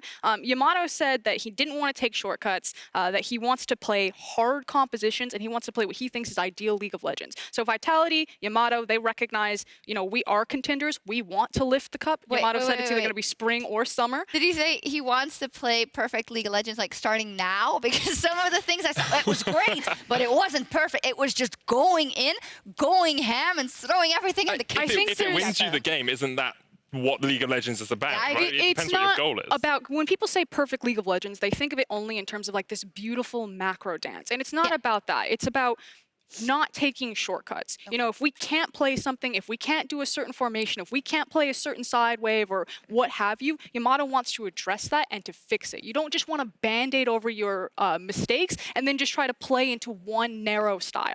I think my big thing for Vitality as well is Jizuke and Attila really stepping up. Like last year, they were both rookies. They were looked at as just beneath the S tier in their roles. Now I think Jizuke is very much in the conversation for top 3, top 2 mids in Europe. I think Attila is getting up there as well. Like you look, Rekkles upset, then Attila has to be the next name off your lips, right? These guys, if they can continue their form from Worlds, they are challenging to be some of the best players in Europe. Yeah, and of course, Upset is who the whole roster of Schalke was built around coming into 2019. And I was definitely shocked when I saw the voting coming out for the player rankings. The fans voted for Upset and Attila not in the top 3, in 4 and in 5, under Hansama, Perks, and Rekkles in the top 3. And I think that is a testament to how stacked everything is. Okay, I'm going to give the fans a little bit of credit here because I know part of the algorithm behind where people get ranked, and because the top 3 were so heavily favored, the experts basically decided who was going to be in the top 3 to a degree, right? Obviously, the fans... You mean we can't laugh at the fans? No, obviously, the fans could get someone else into that top 3, but it was quite hard for them to do. So everyone would have had to put Perks 4th or 5th as a fan vote to get Upset into that top 3. I heard that Perks had a ton of number 1 votes and a ton of number 5 votes. 5 or super, super low votes. So those counted very hard for him. In fact, one of the few players that actually broke that algorithm and then made the huge leap back into the top 3 was Hylissang. Yeah. So the fans recognizing the power that Hilly had, putting him into the top 3, I think, who was our third? Ignar? Ignar. Yeah. Yeah, Mickey fell out. Oh, rip Mickey. Rip Mickey, sad for him. Yeah, well, a lot of players to look forward to. A lot of them are on the Rift right now. Yeah, we were talking a little bit about Schalke. I want to come to Abadaga as well in that mid lane. I love that name, by the way. I'm just glad I can pronounce it. I believe it comes from, is it Age of Empires 3, the yes. sound that the workers make? You should have Vedius. Yeah, Vedius does a dance. Wait, say it again? So it's Abadaga.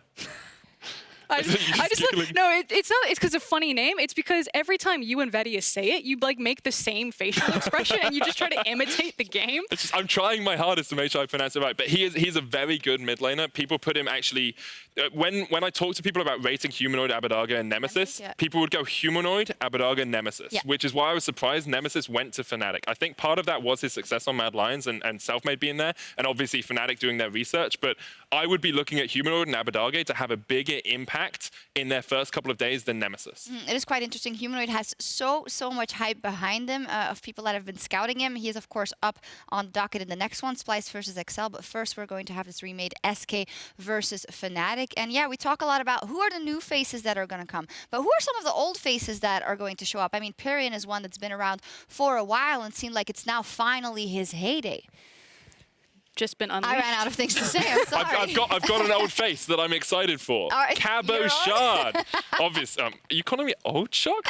No, I think she was trying to redirect to SK versus Fnatic. Yeah, you want to try again? Okay, we can go to SK versus Fnatic if you want. Yeah. An old organization. An old organization, El Clasico. Yeah. There we go. So unfortunately, we are still waiting for the guys to get back in the lobby. Well, it is coming soon. Hopefully, I'm also waiting for an update myself. But the fact that the players are on stage, to my trained eye, means it's encouraging. That we should be closer. Now, definitely if you zoom encouraging. in very quickly, yes, you can see that they're touching their keyboards. And their mice.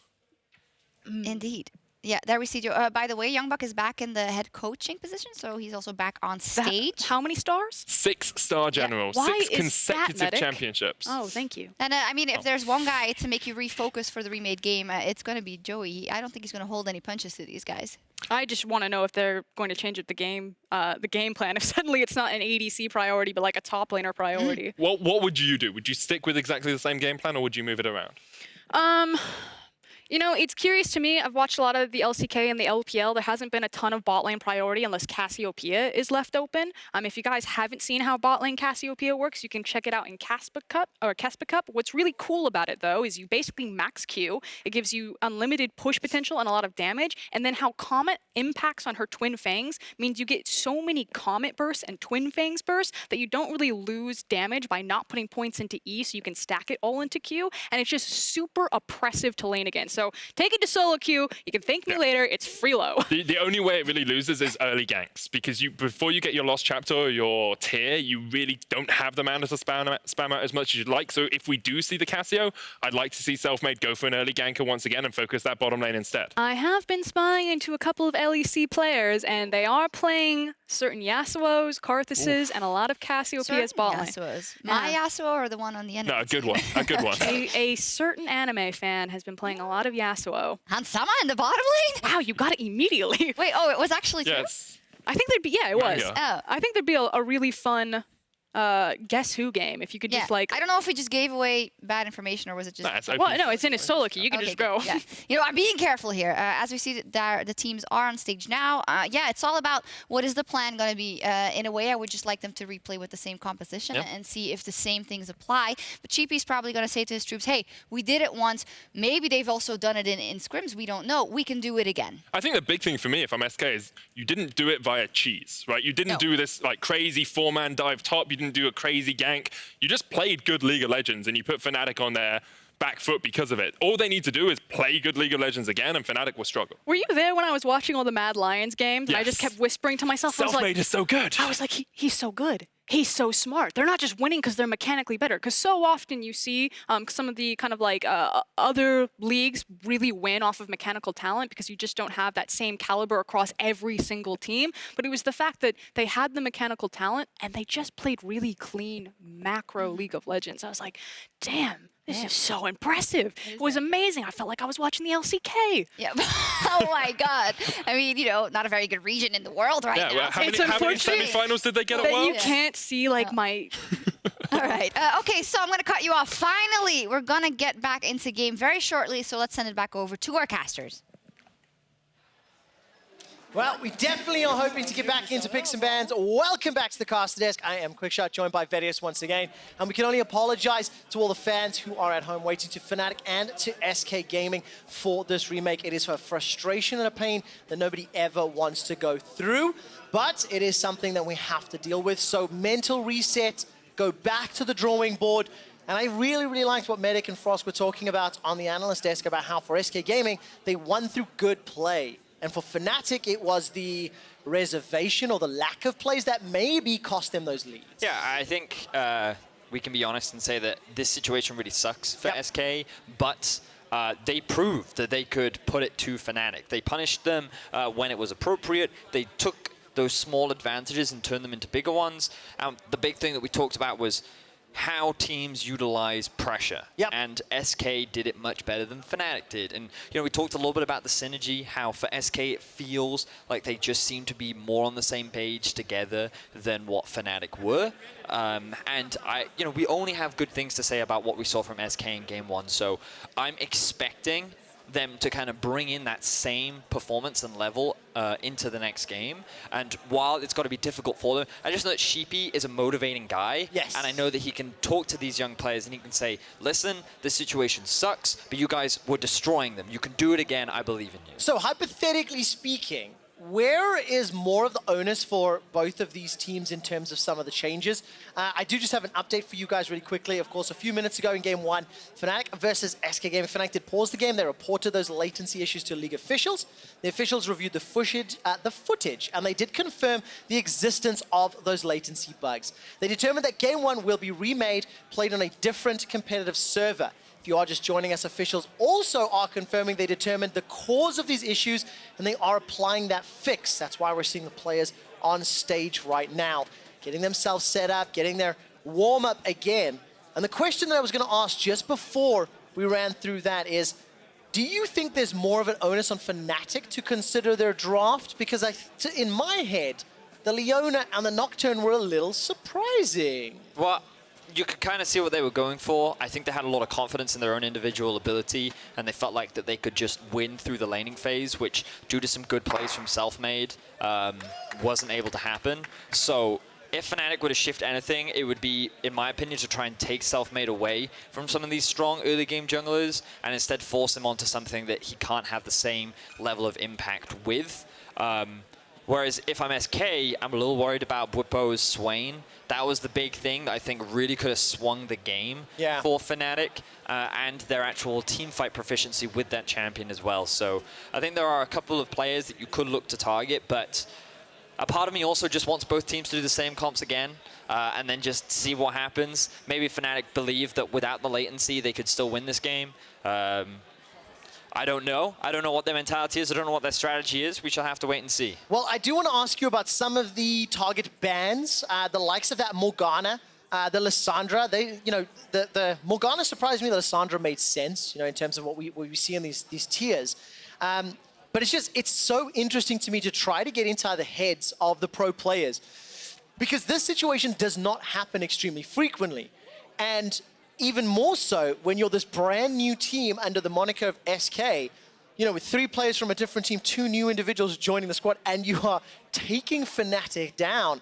There's all that added weight and pressure and expectation, so it adds complexities to this draft. It will be a completely fresh picks and bans, and it'll be very interesting to me to see who will be making changes, if any changes at all, Yep.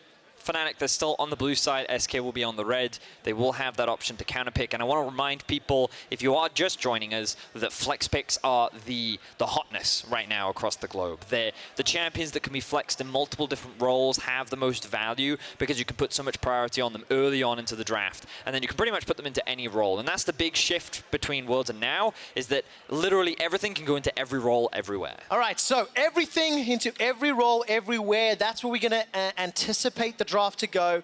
I am hearing from the production team and league officials that we are moments away from picks and bans. So once again, just want to reiterate that this is a frustration. We have changed those competitive servers and we have, in theory, triaged those problems. Let's just hope that they do not creep back into game. Yep. See Werlyb as well as SK.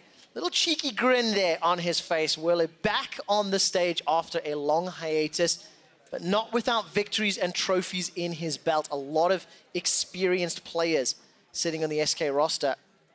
And that's a very, very focused sheepy just as we get ourselves ready for draft. So first pick priority, give me some of those S tiers that you'd like to see banned away and then focused on. I know you've got a good list. Well, I think that we're going to see very similar to what we saw in the last game, and things like Lissandra being taken off the board. SK have shown that they have an answer to the Galio, so they're probably going to let it through again.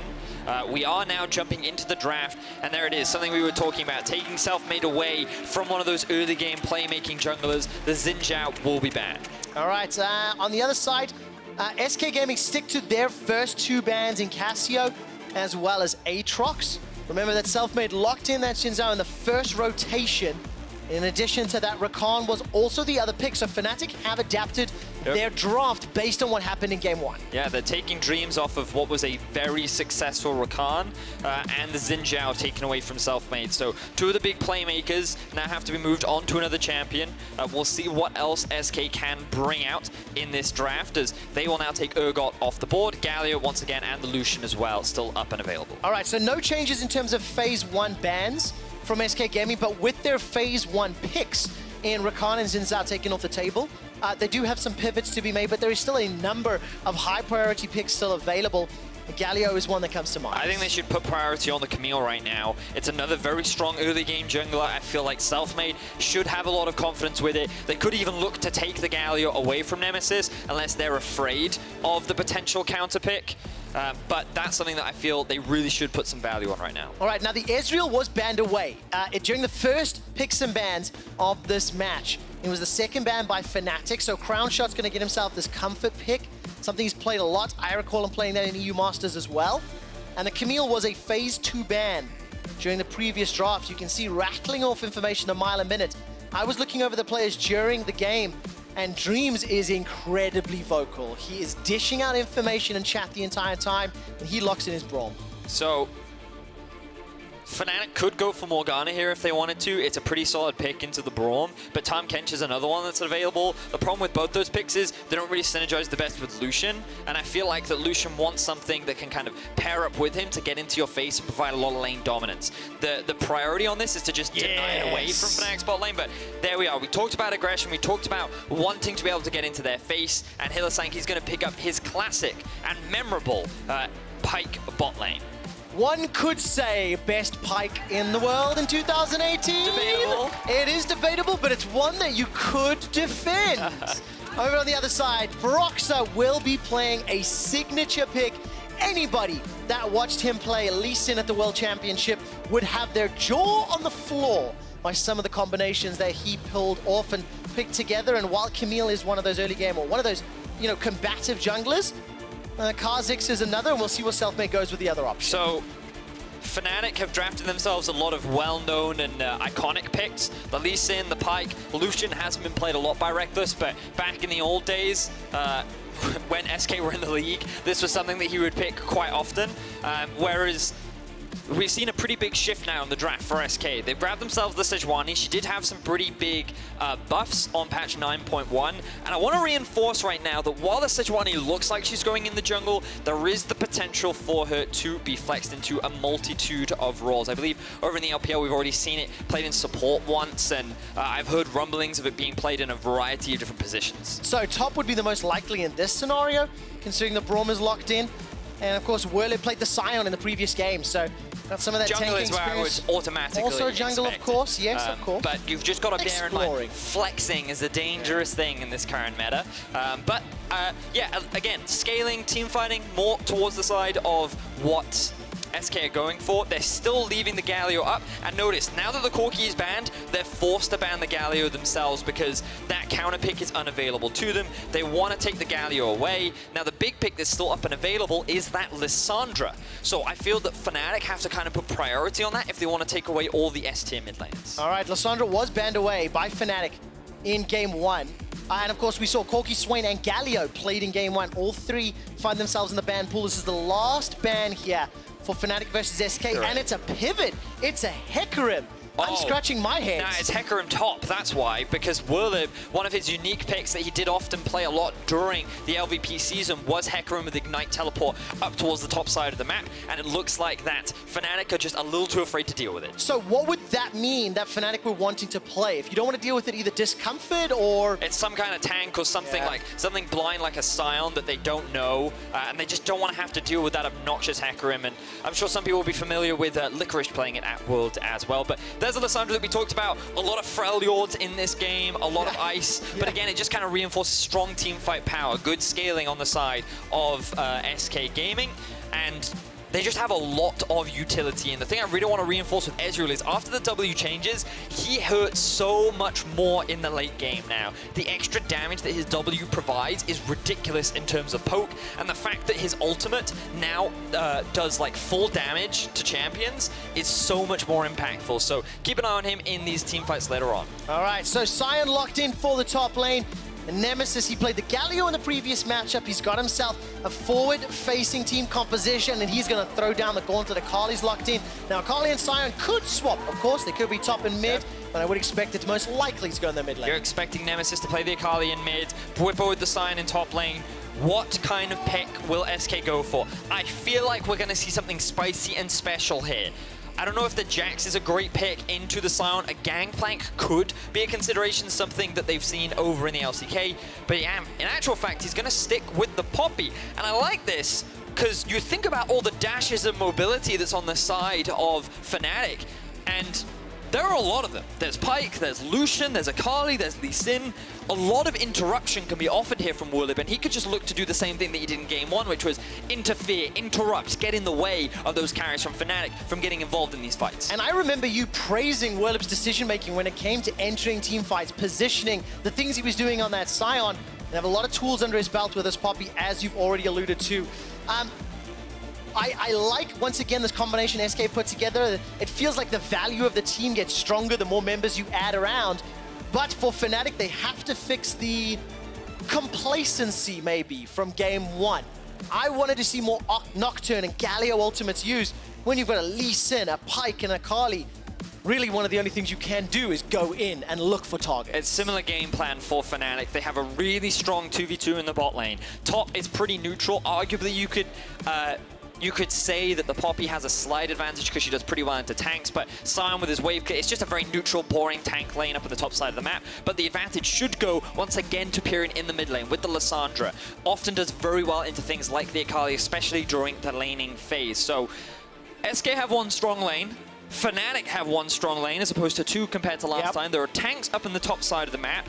And what we saw from Selfmade was he loved hanging around Werlyb.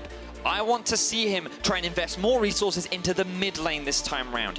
Utilize that Lissandra ultimate at the level 6 mark. Shut this guy down. Put Nemesis behind like you did in Game 1 and make Pirean your primary carry. Okay, I'll be watching his decision making and whether I can get in. Of course, remember Selfmade going to gank Rekkles, as well as Hylissang, who pushed very far forward in that first game. And with the likes of Pyke and Lucian, they're going to be hunting once again. Ladies and gentlemen, thank you so much for sticking with us. Fnatic will be taking on SK Gaming here in the first official match of the League of Legends European Championship here for the 2019 season. I'm looking down the keystones. No gigantic surprises. And once again, Vedius, the changes into the 2019 season with the runes and masteries, allowing you to pick some of that adaptive force, for example, getting some additional AP, allowing you to invest in some other trees. And we're a little different than last year. Yeah, and that's one of the reasons why Lissandra kind of raised power. I will note that her passive was changed. If you haven't played Lissandra recently, her mana cost got reduced because she lost the free mana hits that her ult passive was. Now, when someone dies near her, she creates a reanimated corpse, which does a bit of damage, it slows, and like in teamfights, it's surprisingly potent. Talk a little bit about it in my picks to watch, which you can go check out. But one of the best intros I've ever seen. I'm so glad you dialed the intros back. Yeah, just a tad. But one of the big things, or the bigger things about Lissandra is you can now just run Aftershock on her like we saw at Worlds, but because you have more agency over what stats you want, you can just stack it in with ability power. So she's tanky, she does a lot of damage, and she can either be this frontline absorb soaker person, or she can be a backline assassin. Now, when I think of European squads and I think of Lissandra and Akali, I have to throw my mind back to Fnatic versus Schalke last year, where Nukeduck and Schalke used that Lissandra to shut down Caps' Akali with beautiful efficiency. I want to see whether or not Nemesis on the Akali and Pirean on the Lissandra, whether they'll repeat that performance, because there's a lot of tools in Lissandra's kit that can help shut down this ninja that is just so frustrating and mobile. And once again, Bwipo fancies himself a shot at Werlyb, just trading back and forth, puts that ward down, and Werlyb again losing out early trades at the low levels. Yep. Looks like it. Werlyb, his positioning wasn't great during the laning phase, but Selfmade actually very early towards the top side. He recognizes the Broxah is in the bottom half of the map, appreciates that he probably doesn't have a blue buff anymore, and so he's immediately looking to cross map. So Fnatic controls the bot side of the jungle, or the bot side of the map rather. SK control the top side, which means that both Nemesis and Bwipo have to play a little bit more defensively, whereas Rekkles and Hylissang are free to be as aggressive as they want. And you can just see how the lanes are pushing forward, of course, with Rekkles and Hilly shoving all the way forward. And gives you that support. Pirean pushing all the way to Nemesis' tower. So if anything were to happen, they'd be able to react first and just fold down to the members that need support. And you can see on your screen, Hylissang is Pyke, 9-1 all-time record. It suits his playstyle so well, going hunting, looking for those kills. So I'm going to make a bit of a bold statement. Oh, hang on, because we do have junglers hanging around. All right, hold that bold statement, because it looks like the scuttle grab is being focused on by Selfmade. Broxah is going to take the bait, jumps in with the Lee Syndrome, instantly dashes out. You could see Fnatic were aware that something was happening. They didn't overchase. Yeah. Exactly that. Good awareness from Broxah. But the statement I'm going to make is back to that 9-1 record. I believe Hylissang's one loss on that Pyke was against the Unicorns of Love at the very end of the split. Right, I believe that is the... Pinging stats, right? I'll confirm with you. So stats will confirm for me, but if that's the case, let's not forget who's coaching this team, Quickshot. Who is that? It is in fact Sheepy, the former coach of the Unicorns of Love. Fantastic!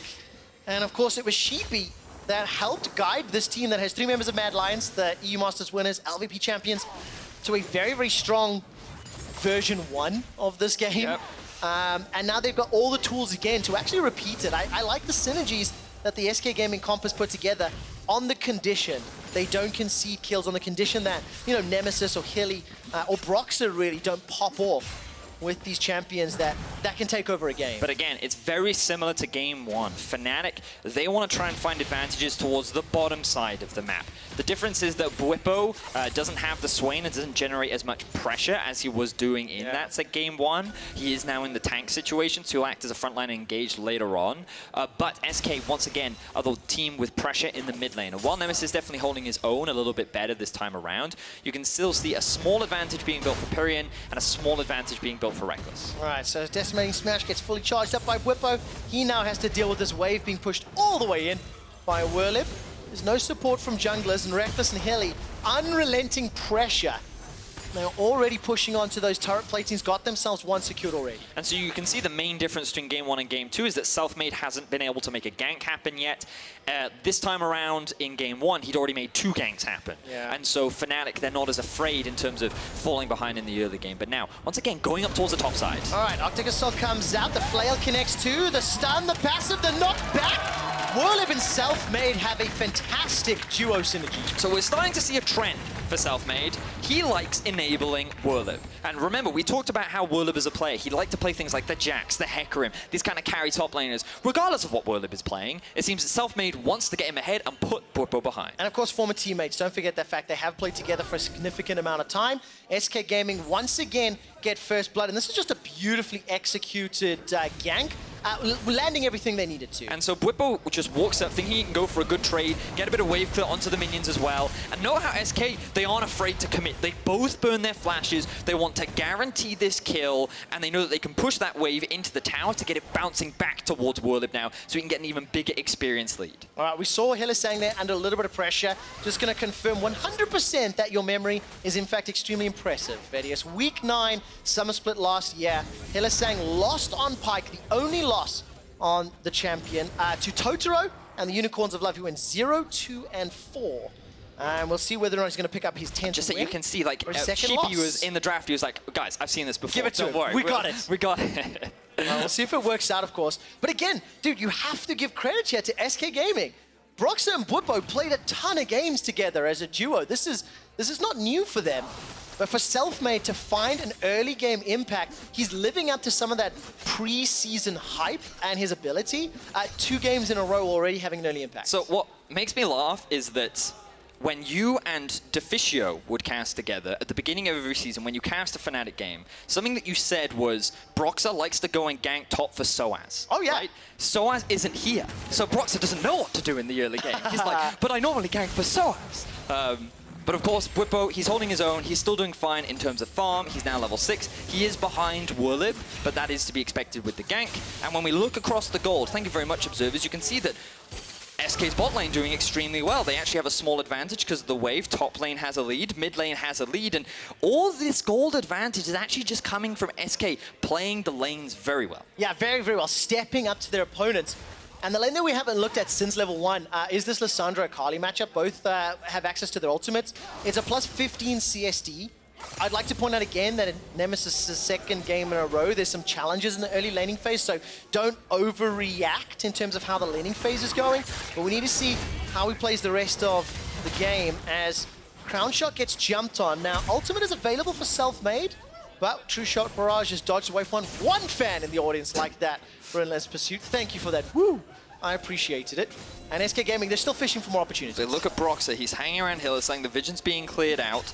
I love how Selfmade is just utilizing the pressure so effectively. Frost talked a lot about how he's a very smart jungler. He knows how to move around the map, and he's looking to try and punish Fnatic down towards the bot side. He knows he has a pushing mid, he has a bot lane that's in a good position. And again, we just see a bit of trading back and forth. But I really feel like Selfmade is just reading Broxah beautifully right now. Well, Selfmade's reading the entire game. Werlyb actually throws down the ultimate. Not going to chase further, though. Bwipo still needs to go through that passive. There's a minion wave as well to deal with. So Werlyb saying even on CS, and Broxah is just fishing for opportunities. Skewer will find at least a target onto Dreams, but there's just not enough there. Flash is available for Dreams and Crownshot, as well as stand behind me and Arcane Shift. So it's a difficult duo to gank. And SK Gaming pull ahead 600 gold over Fnatic. So, let's kind of look at these comps holistically. Wait, we might have to wait because again, Selfmade trying to be proactive on the map. Prison. Come on. Yeah, he has. Oh man, I hate it when Sejuani and Braum get together. Glacial Prison, Glacial Fisher, Glacial Augment, Glacial kills. SK Gaming get themselves two. Oh, Hylissang with a bad case of frostbite right there as SK find themselves another quick kill. Beautifully done. Their gold lead is getting bigger and bigger, but now we see Fnatic answer back in the top lane.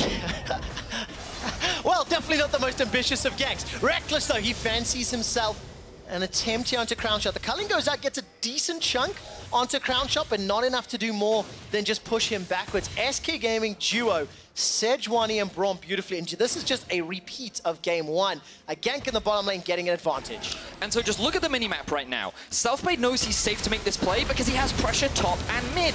And this is the thing that I really want to reinforce about the current meta.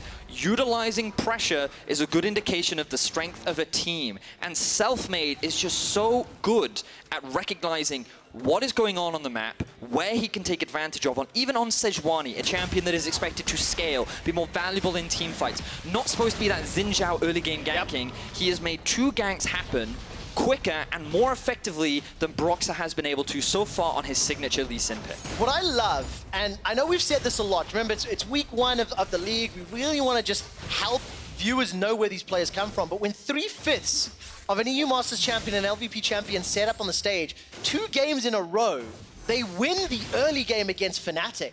This is a testament not only to what that Mad Lions squad was, but also to the LVP and the Spanish leagues and the European regional leagues here in Europe.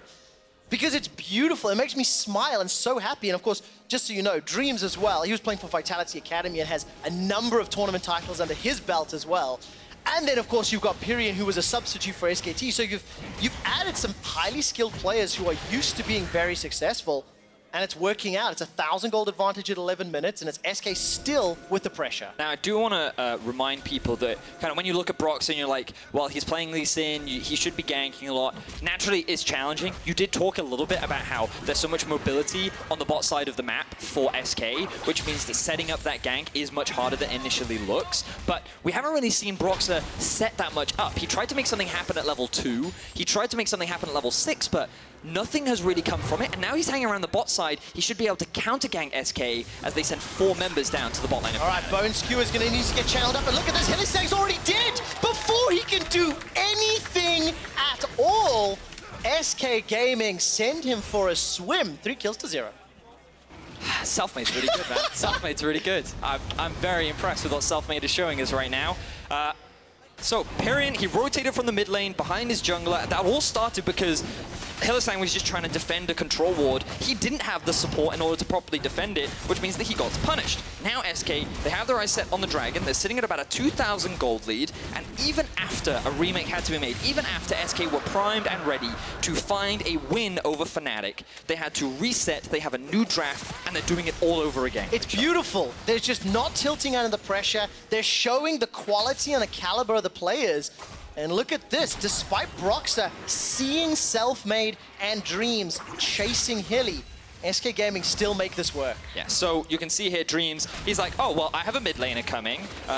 The bot lane is pretty neutral. The only thing I have to be worried about is Broxah, but you know what? I have more numbers than you do. And Hylissang, he makes the mistake. He thinks he can hook Dreams under the tower. He's too close. He doesn't channel the Q for long enough, which means that the collapse can come down from SK, and they find themselves another kill, and it goes onto Crownshot. So that bot lane that we talked about for Fnatic, the lane that they need to be snowballing, the lane that they need to be playing around, if we can flip over to the gold, can see that I think it actually starts to go in favor of Crownshot. Wow, there we go. Plus 300 gold. Crownshot's a great name, by the way. I haven't said it yet. Could be cousins of mine one day. Doing very well. 1-0-1 on this Ezreal. He's got that Iceborne Draw picked up. I know you did. It's all right. You're the youthful one here. I will teach you and train you. I was like, Crash, is that because you say crowns a lot? I don't get it.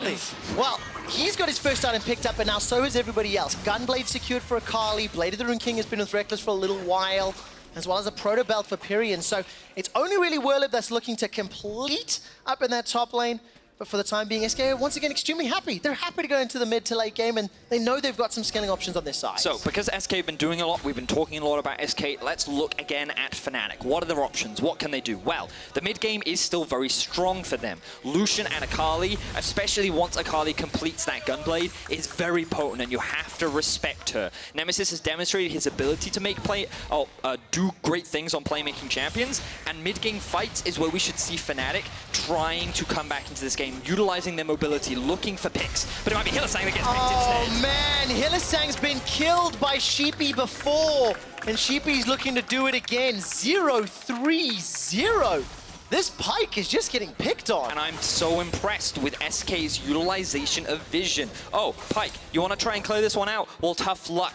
You can see that he has no vision in the river. He can see nothing. He's aware that Selfmade and the Pirean are around, but he doesn't respect it. And he ends up getting punished instead. He even has his flash available. Hylissang drops, SK find themselves another kill, and this time it goes over to Pirean. You know what? I'm still so impressed. Fnatic at 15 minutes are down 2,000 gold. And we haven't seen Nemesis get involved just yet. As you've already alluded to, top side. Level 11 is activated for Nemesis. There's a lot of Fnatic members coming up top.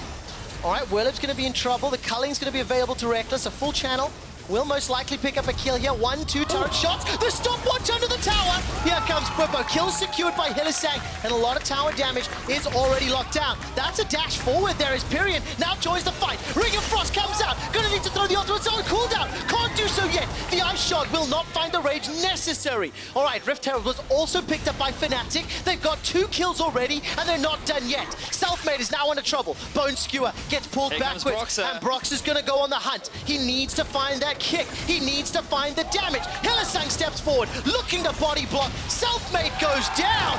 Fnatic find 3, and Berlin erupt behind them. And this is how Fnatic get back into this game. The swap from Rekkles to bot lane to top lane enables them to find this great pick and turn it into more and more kills. Now Werlyb in a 1v3. All right, this is a bold move. Of course, Werlyb teleports in, but what is the pressure play? Crownshot and Dreams have got the inner turrets in the bottom lane, and Werlyb may just be donating yet another kill. He's trying to run for his life. Dash back in. The shield's up, and he won't find a reply. 2-1-2 for Bwipo. And what was a big lead for SK is now starting to dwindle as Fnatic answer back. These are the kind of picks they're looking for. These are the small skirmishes that they need in order to regain control over the map. SK did find themselves 2 towers down in the bot lane. That is still very valuable, but the kills, the shutdown, the pressure that Fnatic has gained off the back of that is definitely a big advantage for them. Very nicely done by Fnatic. They claw the gold difference back. It's a 500 gold game. And because of Bwipo's play, he now also has a 450 gold bounty. He is also plus 400 gold up over Werlyb, despite the strong start. And of course, for SK Gaming, most of the kills and assists are located on Selfmade. He's got 100% kill participation. He is by far my most impressive SK player thus far of the games we've seen. And of course, this is how the action all started. So Werlyb doesn't recognize that the swap is happening. He notices too late that Rekkles has arrived in the top lane. Rekkles is very patient, avoids the interrupt of his dashes, and while Werlyb tries to escape and uses a good stopwatch, unfortunately it's not enough against Hylissang and the squad that join him. Now the TP just comes in very late. If it had come in earlier, maybe they could have done more to turn this around, but we don't have time for the rest of the replay because we've got more action happening. We do indeed. It's Pirean. He's already killed. Already used the ultimate. Didn't see the setup on that one. Important to note that while we were in the replay, SK Gaming secured their 3rd tower of the game. 2 down bot lane, 1 up top.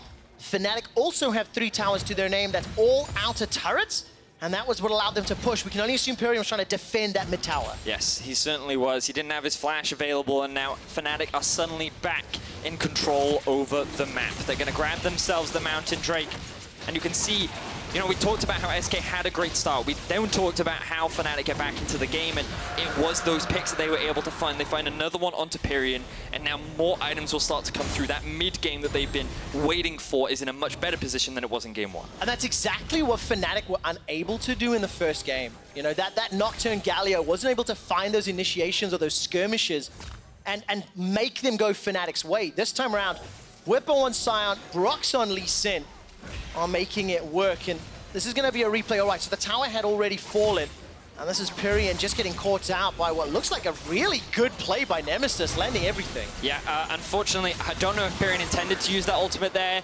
because it did freeze him in place to then get locked down, but I think he also just didn't respect the damage from Nemesis, who is now with the Gunblade again. You're seeing how strong this Akali is with that item completed. All right, Werlyb gets the wall stun, and then throws out the Poppycopter. That's just enough to buy some time. Here comes Selfmade now. Werlyb is going to be trying to use that Keeper's Verdict to stop some time. We've got a Chaos in the bottom lane. Dreams running for his life. Stand behind me. He yells.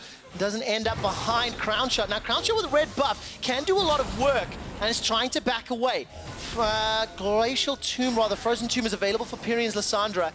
Just waiting for the initiation to break out. It doesn't happen yet. It's still a tie game in kills, tie game in dragons, and tie game in towers. Surprised SK were able to get out of that situation with all of their members intact. Fnatic now have control over the bot side river, now are the ones with the pushing lanes, and they're the ones dictating the pace of the game. SK, they need to show respect at this point of the game because Fnatic are that much stronger. All right, Selfmade's ulti's up. He doesn't have flash. And as we crest 20 minutes, we've got 10 kills on the board, a lot of skirmishes, a lot of fights. From the games that I've seen from LPL and LCK, this feels a little more similar. You know, more action, more skirmishes early. Game 1 was relatively slow-paced from what I've been seeing in 9.1 around the world. And now it's up to SK on a more even footing to show us they can also play the mid-game while at the same sort of situation as Fnatic. And that's where things get difficult. They need to make sure they stay together. TP coming in mid, Werlyb looking for a flank. Ulti is available for Selfmade. All right, Werlyb puts down a ward, spots out Broxah, and instantly backs away. While that's going on, Bwipo's ult will become available, and he has teleport, and he's shoving down bottom lane. Bone Skewer from Hylissang does a little bit of work, but it won't be enough to stop the tower going down. And Nemesis is looking for initiation. Throws out some damage on that 5-point strike, but doesn't chase any further, and SK content with their 4th tower of the game. Yeah, so there's a lot of farm that's now just going to the tower in the bot lane. SK won't be able to pick that one up, and it's good from Bwipo to utilize the teleport advantage that he has, but Fnatic did end up losing that mid-tier one, so SK hold the gold advantage ever so slightly, but it still feels to me like Fnatic have a lot more map control. The loss of the mid tower will definitely help SK, but still, very close game, definitely a very different situation compared to the game before. Yeah, absolutely the case. And if you have just joined us, welcome back to the LEC.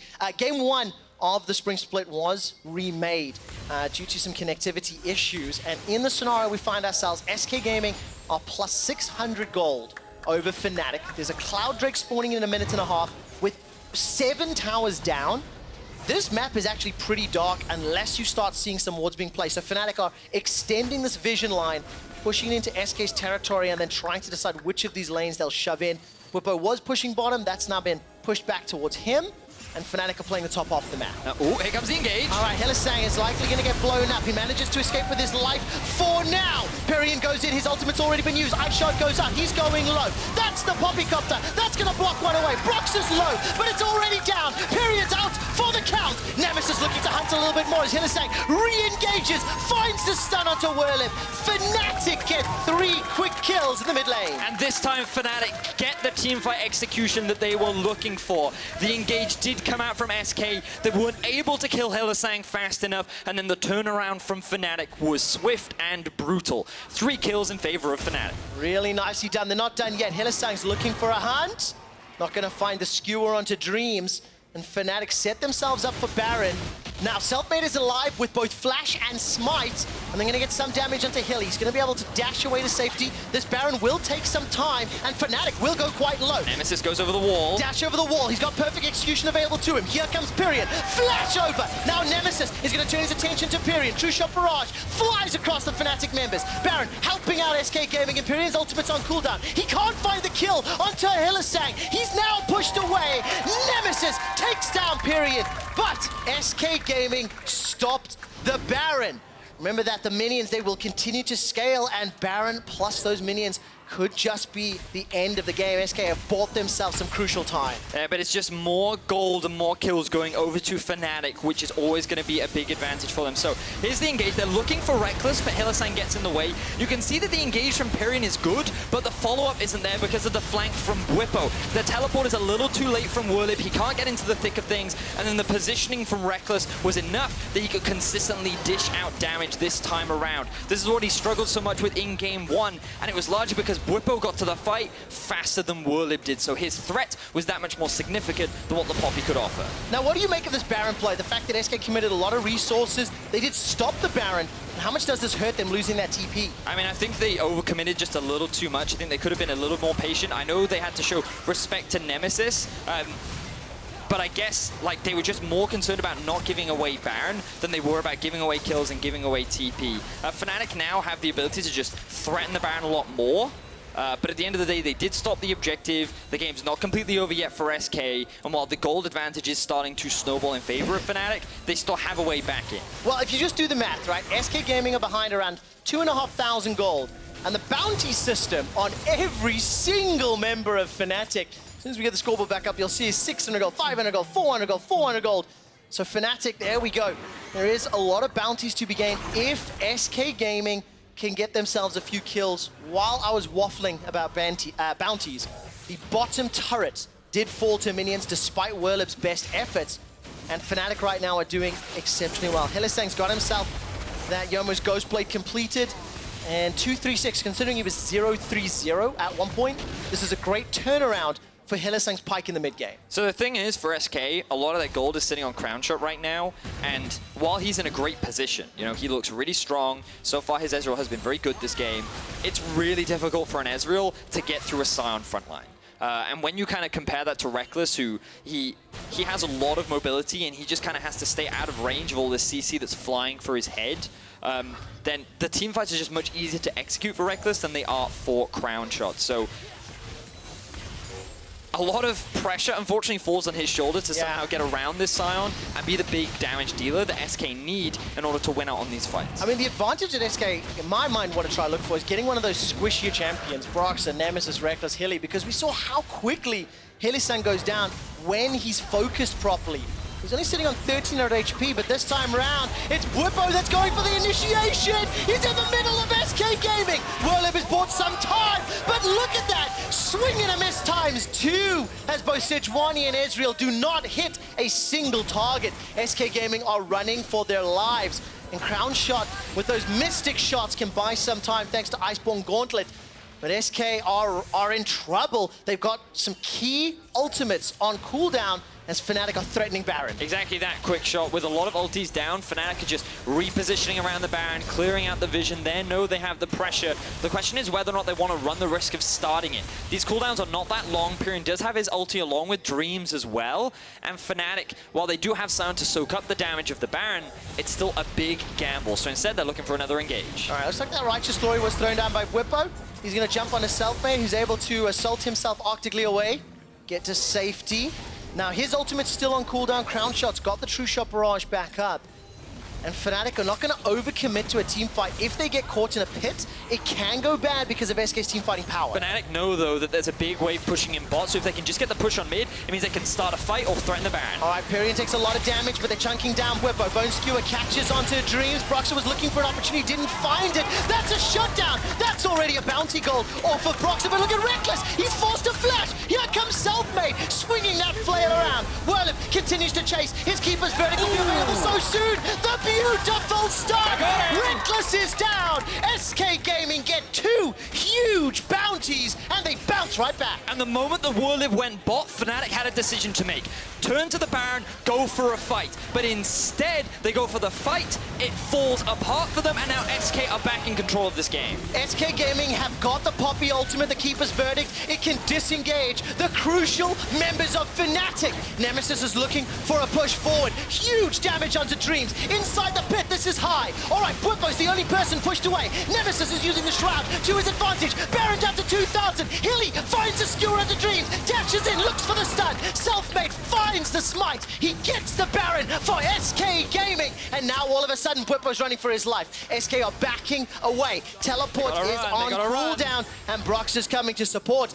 SK start to fall behind, but they find a way to secure Baron at 28 minutes. And it was Fnatic that overcommitted. They made the mistake of getting underneath the tower and allowing SK to find that initial pick, which was more than enough to go for the re-engage. All of the ultis came off cooldown that had been used in the prior fight that could be used to chase down Fnatic and find the teamfight win. So we can see, this is after the initial team fight. A lot of these cooldowns were still slowly coming up, and here Fnatic, they see Werlyb bot, they want to go for a fight. They engage onto Pirean, who's just soaking up so much damage, and here we see Broxah overcommit under the tower. He tries to get a kick onto Dreams, who stopwatches at such a beautiful time to punish Broxah, turn the fight in SK's favor, and then it's Fnatic on the retreat. Baron picked up for SK, and SK now with the goal lead. Oh, such a good play. Just as I was starting to get nervous for SK Gaming, they do find a great set of plays that give them Baron, and of course they've now started this Baron power play with Shell v Power, and we'll see how much of an advantage it gives them. They've clawed back the gold lead ever so slightly, and with the Baron empowered minions and a 4-man stack in the mid lane, Werlyb needs to buy a lot of time. He's flashed over Bwipo, kicked him away, but that was not the target you wanted. It does allow SK Gaming to take a tower. It does allow them time onto the inhibitor turret. They will secure this in a moment or two. Broxah's caught himself onto that siege minion, but he decides not to follow through with the resonating strike. That's a stun onto Rekkles! The dive forward! Selfmade and a true shot barrage from Crownshot! Kill Rekkles! Now Bwipo sent into his passive, and Nemesis is trying to stop the rod, but he simply cannot do it. Selfmade, you are a god! That was insane from Selfmade! He just glided through Fnatic. He had his aim pot set for Rekkles. He found the target and he walks away with the kill. They've got TPs coming through. They're looking to end the game. They've got themselves Baron buff and cannon minions to work with. Nemesis takes a gigantic chunk of damage. He's running for his life. Crownshot has sent 2 members of Fnatic running. The Ring of Frost is flashed away from. Nemesis escapes with his life. Teleport's being channeled. That's the 3rd in 30 seconds. Nexus turret number 2 is down. The Nexus is being focused. SK Gaming are moments away from taking down Fnatic, the world finalists.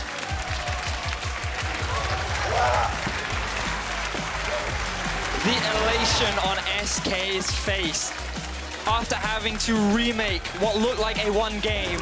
After finding that comeback, they take down Fnatic in the first game of the LEC. Remake be damned! SK Gaming were the better team today. And that was a very, very exciting, impressive start to the 2019 season. One of the most difficult situations, playing against fan favorite Fnatics from a world final and through a remake.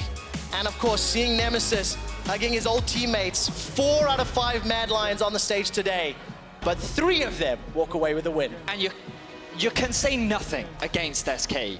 This team, they played 2 games today. In game 1, they looked like they were going to get a clean win over Fnatic. And a very unfortunate remake had to happen. They go into game 2, they have to reset. This is the first time on the stage for so many of these players. Yep. And they have a great start. They fumble a little bit in the mid game. Fnatic regain control. You think this is it. Maybe Fnatic take the win, but no. They punish that small mistake, and without a beat, without a drop, SK just goes straight down the mid lane. Perfect Sheepy style, and not only do they add another loss to the record of Hylissang's Pyke, but they find their first win of the LEC Spring Split. It's the first time back on stage for SK since the summer of 2015, where this organization was relegated. It's the first time for many of these players on the LCS/LEC stage, this caliber of play. It is not the first time that these players have won games and surprised people. I was watching Werlyb just as he walked backstage, and head in his hands, ecstatic. This is a guy who was at one point in time only a Jax player, and he's come back stronger than ever. He played Sion, he played Poppy, and he was instrumental with Selfmade to pick up the win today. And many fans were saying, well, you know, for Fnatic, this should still be an S tier, an A tier team coming into the beginning of the split. This should be a team that is still very strong at the beginning because they retained 4 of the 6 members that were at the World Final. And now I'm not saying that the departure of Caps has like broken this team. That's not what I'm saying. But the synergy just seemed a little off right now for Fnatic. And I believe so confidently that they can bounce back. And they've showed a lot of great stuff. Their team fighting is still up there. Yeah, and of course it's a long split. It's 9-week regular season. We do have this final fight in Fnatic space to look at with a little bit of luck. This will be Selfmade finding that glacial prison onto Rekkles just as he threads the needle. Fnatic were too far forward. I've never seen a Sejuani do that. In the 2.5 years that I've been a caster for League of Legends, I have never once seen a Sejuani like sidestep and just throw a kind of awkward right angle Sejuani ultimate to hit the crucial target with an immediate follow-up from the rest of the team. Just, that's like, I think that's the best Sejuani player I've ever seen. It was very good, and it's Selfmade making a statement, right? He has 2 very impressive debut games, 1.5 maybe, here on the LEC stage. And of course, he's going to be my front runner for what I'm about to talk about. Throughout the year, you can select your Kia player of the game over at LOL Esports on Twitter. We'll also have 1 member of the losing team from every vote, just slightly different from last year. Now, for your first matchup, your options are going to be Selfmade, Crownshot, and Nemesis on his Akali. If it were up to me, it's Selfmade. I'd vote for Selfmade. I'm not trying to coerce you guys, but you can decide. Also, I just want to quickly look forward a little bit. We are a little delayed, but today in Game 3, Attila and Upset will continue their rivalry. It is Vitality versus Schalke, a rematch of last summer's semifinals. The big question is, are you on Team Attila or Team Upset? That's the other vote I would like you to go and answer, because I'm going to do a little bit of a speech about them earlier. At LOL Esports, Team Attila or Team Upset? I'm an unbiased caster. I have no teams. Lame. All right, with a 10-man roster and a massive training facility, the UK underdogs XL Esports, they're rolling hot coming into your first split. You'll learn more about them and hear from Selfmade right after this break. We will be We will be welcoming in the 2019 League of Legends European Championship with one motto and one thing to say. We are EU, and we are here to be feared.